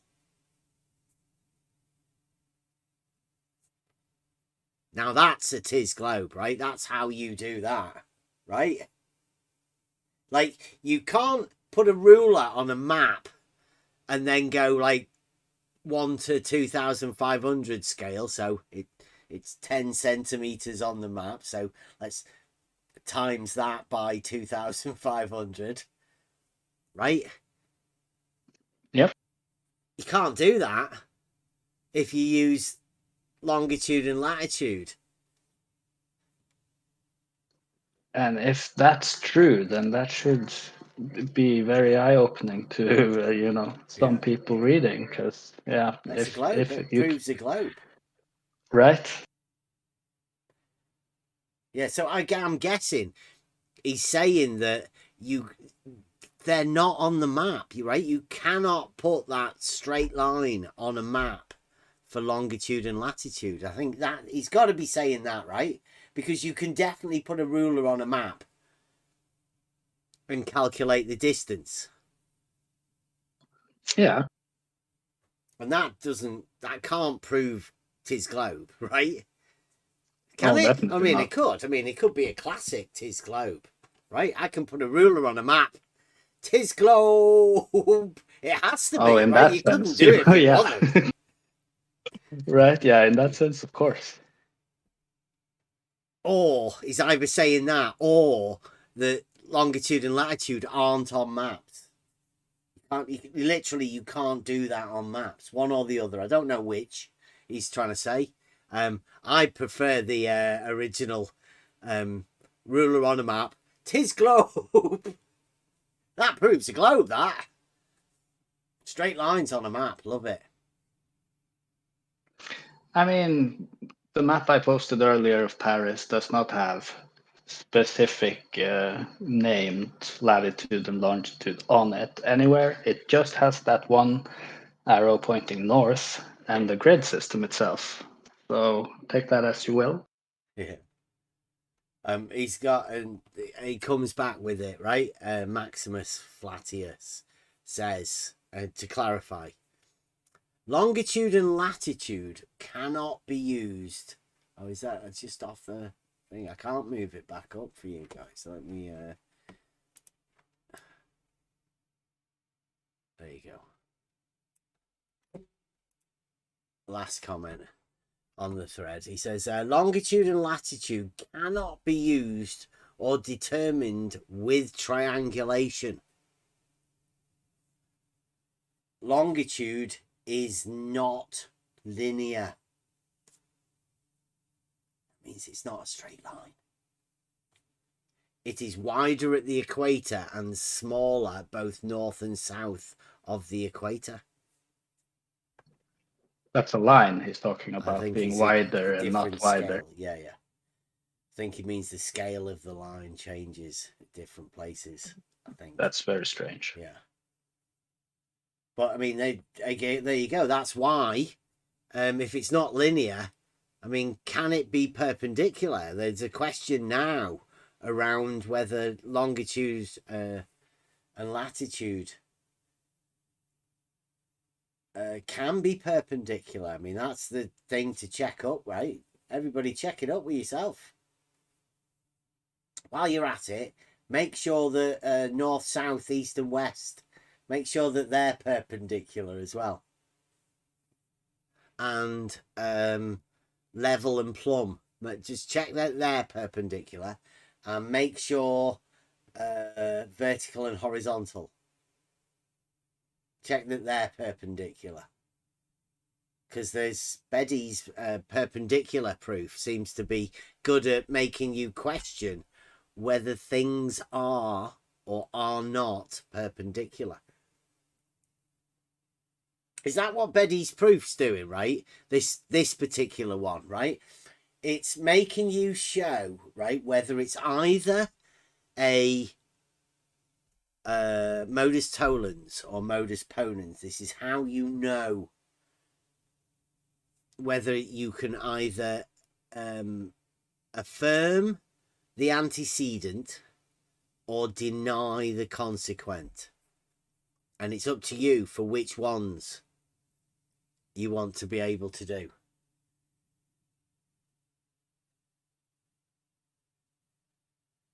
And with Beddy's proof, you would be the subject. Definitely, you wouldn't be questioning perpendicular, would you? In what sense? I would just go with the definition of perpendicular and the understanding of it from there.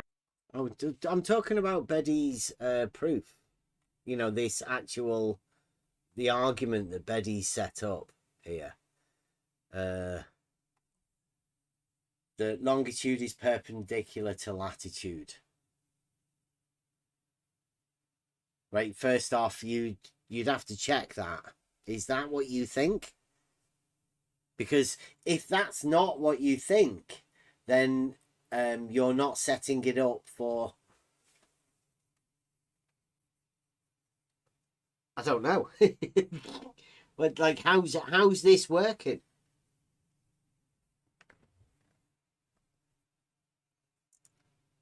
Yeah, this is kind of what I was hinting at or hitting at earlier with Kevin, that this could be like the building blocks of an aporema or reductio ad absurdum, for all you know, with Bebe. And yeah, what do you personally, anyone, think about the proposed perpendicular relationship between latitude and longitude here? Is it or isn't it? It's interesting.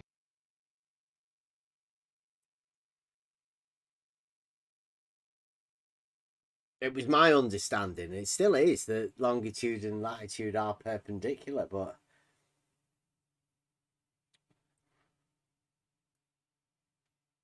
that's up to people to decide for themselves whether you want to make this but I mean, what you wouldn't be doing is you wouldn't be disproving, you wouldn't be doing a modus tollens on perpendicular, is what I'm saying, right? No. I mean, that would be a bit ridiculous. You're only doing a relationship of the modus ponens or the modus tollens of the latitude and longitude being perpendicular. You're not Absolutely. you're not doing the perpendicular relationship through this logical statement.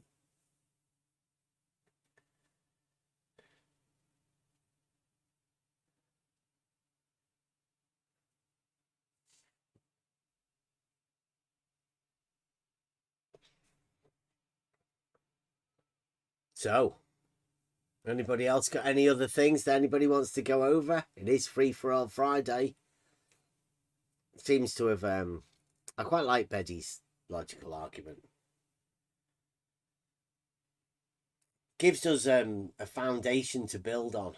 and a common understanding that this logical process is way to reason things for yourselves.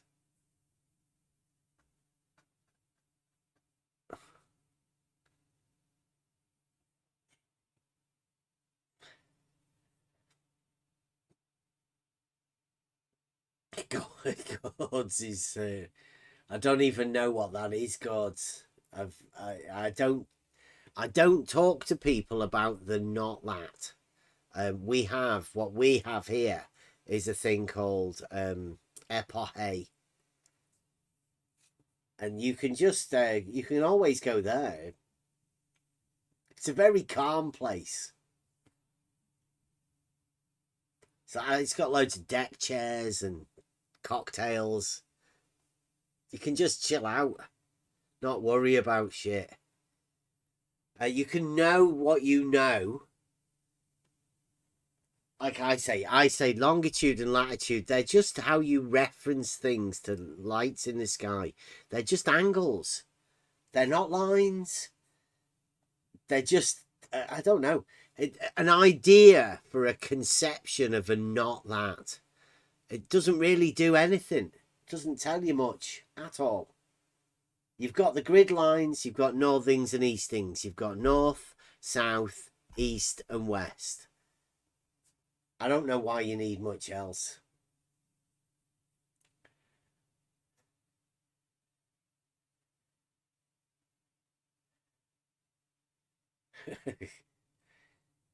Yeah, I understand gods. I mean, like, I have a series of these questions about north, south, east and west being perpendicular. And how many of them you imagine to be circles. And there's a lot. There's some people that imagine one circle. Some people imagine two circles. They can have a perpendicular of a straight line to a circle. Other people can have a perpendicular of a circle to a circle.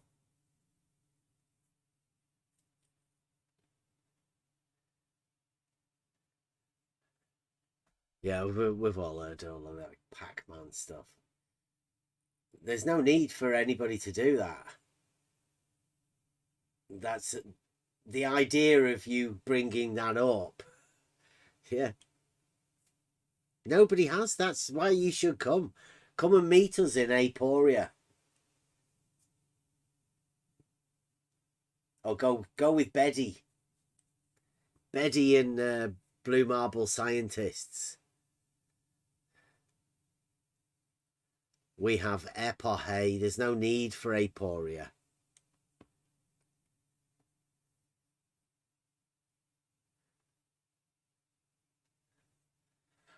Right. And anybody got anything else? I will queue up a Buster song.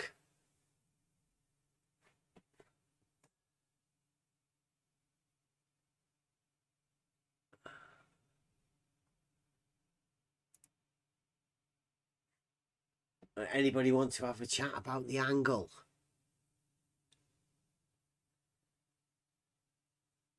Because McToon, did you know? Did you guys know that celestial navigation doesn't use a triangle? McToon's literally did the there is no triangle. It's just an angle. And we state you can do fuck all with an angle. Just an angle.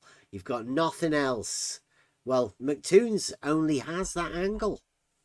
He says there is no triangle. There is just an angle. Nathan Oakley said we were fucking stupid. Nathan Oakley said you can. Nathan Oakley handed that to McToon. Who's working on what team? Nathan Oakley. It's giving McToon geometry that doesn't exist. Anybody wants to come and talk to us about that? From any of the teams of people that imagine that you can do something with an angle. We know that you can't talk about it. But we know that you can do fuck all with an angle.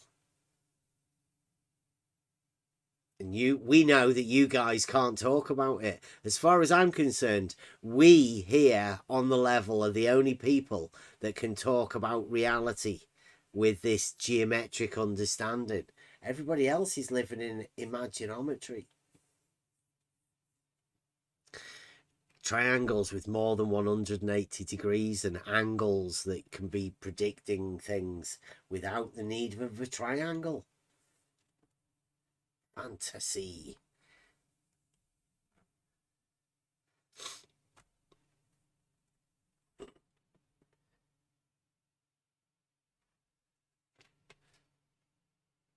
Yeah, I wasn't talking about you, gods.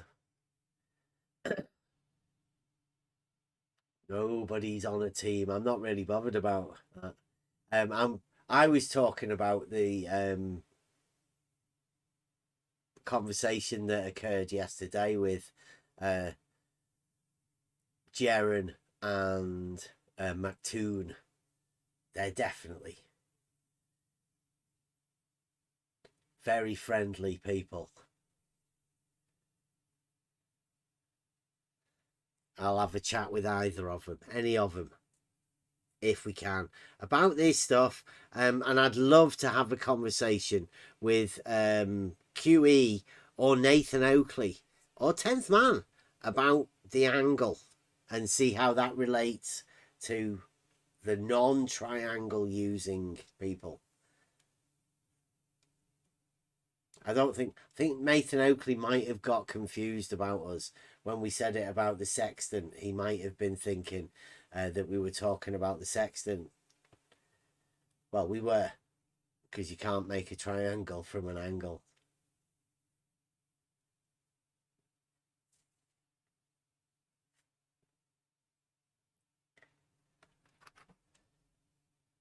Well, yeah, gods, he was calling him out.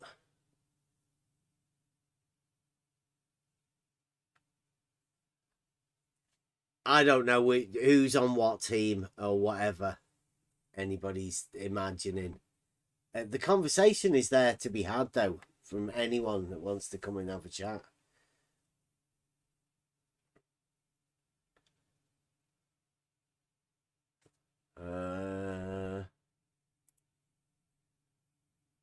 Got two conflicting truths.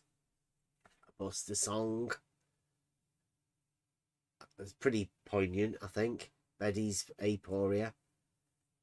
Thanks for joining us. No, I'm not going to be around much. Monday, the kitchen's getting done, and that's going to be a 10-day process. So hopefully, fingers crossed, I will be here for Monday. Model Affliction Monday. It's going to be hectic over the next couple of weeks, though, so it's going to be a disturbed schedule. Hopefully we might come back with something a bit new. But thanks for watching, and join us again on Monday. Hopefully, fingers crossed, we'll be here. It's been a good night. See you next week. Let's give it a go.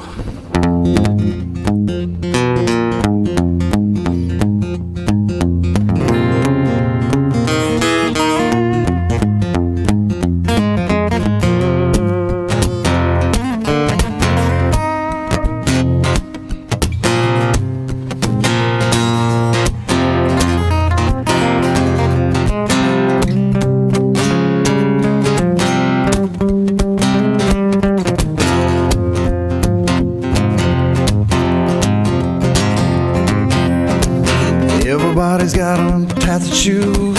You can critically think or give yourself to accepted information too. Well, you got a right.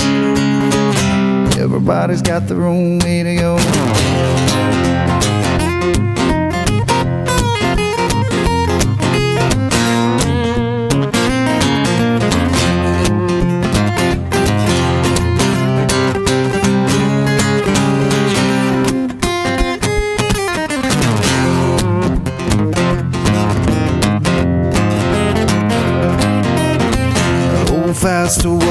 know.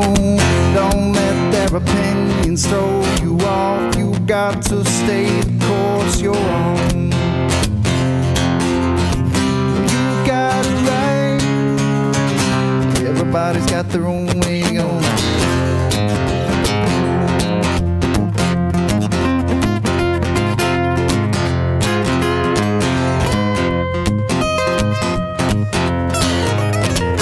There comes a time you have to choose.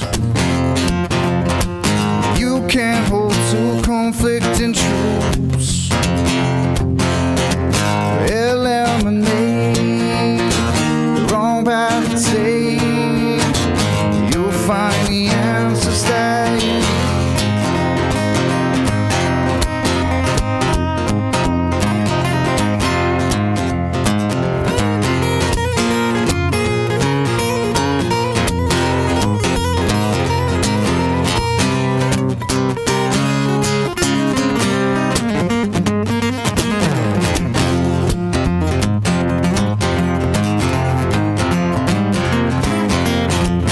Contemplate before you make a choice. You got to let your voice be heard. You never see this place again. You got it right. Everybody's got their own way to go.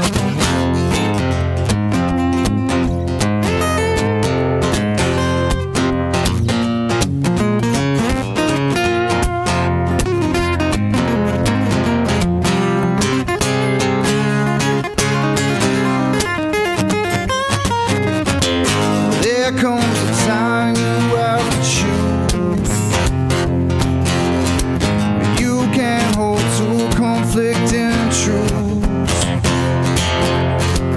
Eliminate the wrong path to take. You'll find the answers that you need.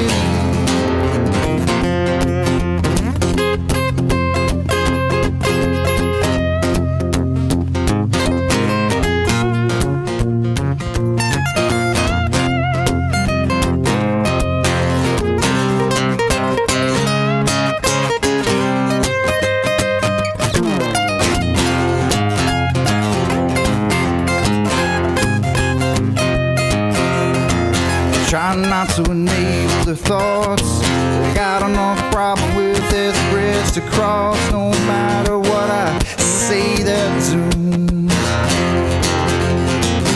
You got it right. Everybody's got their own way to go.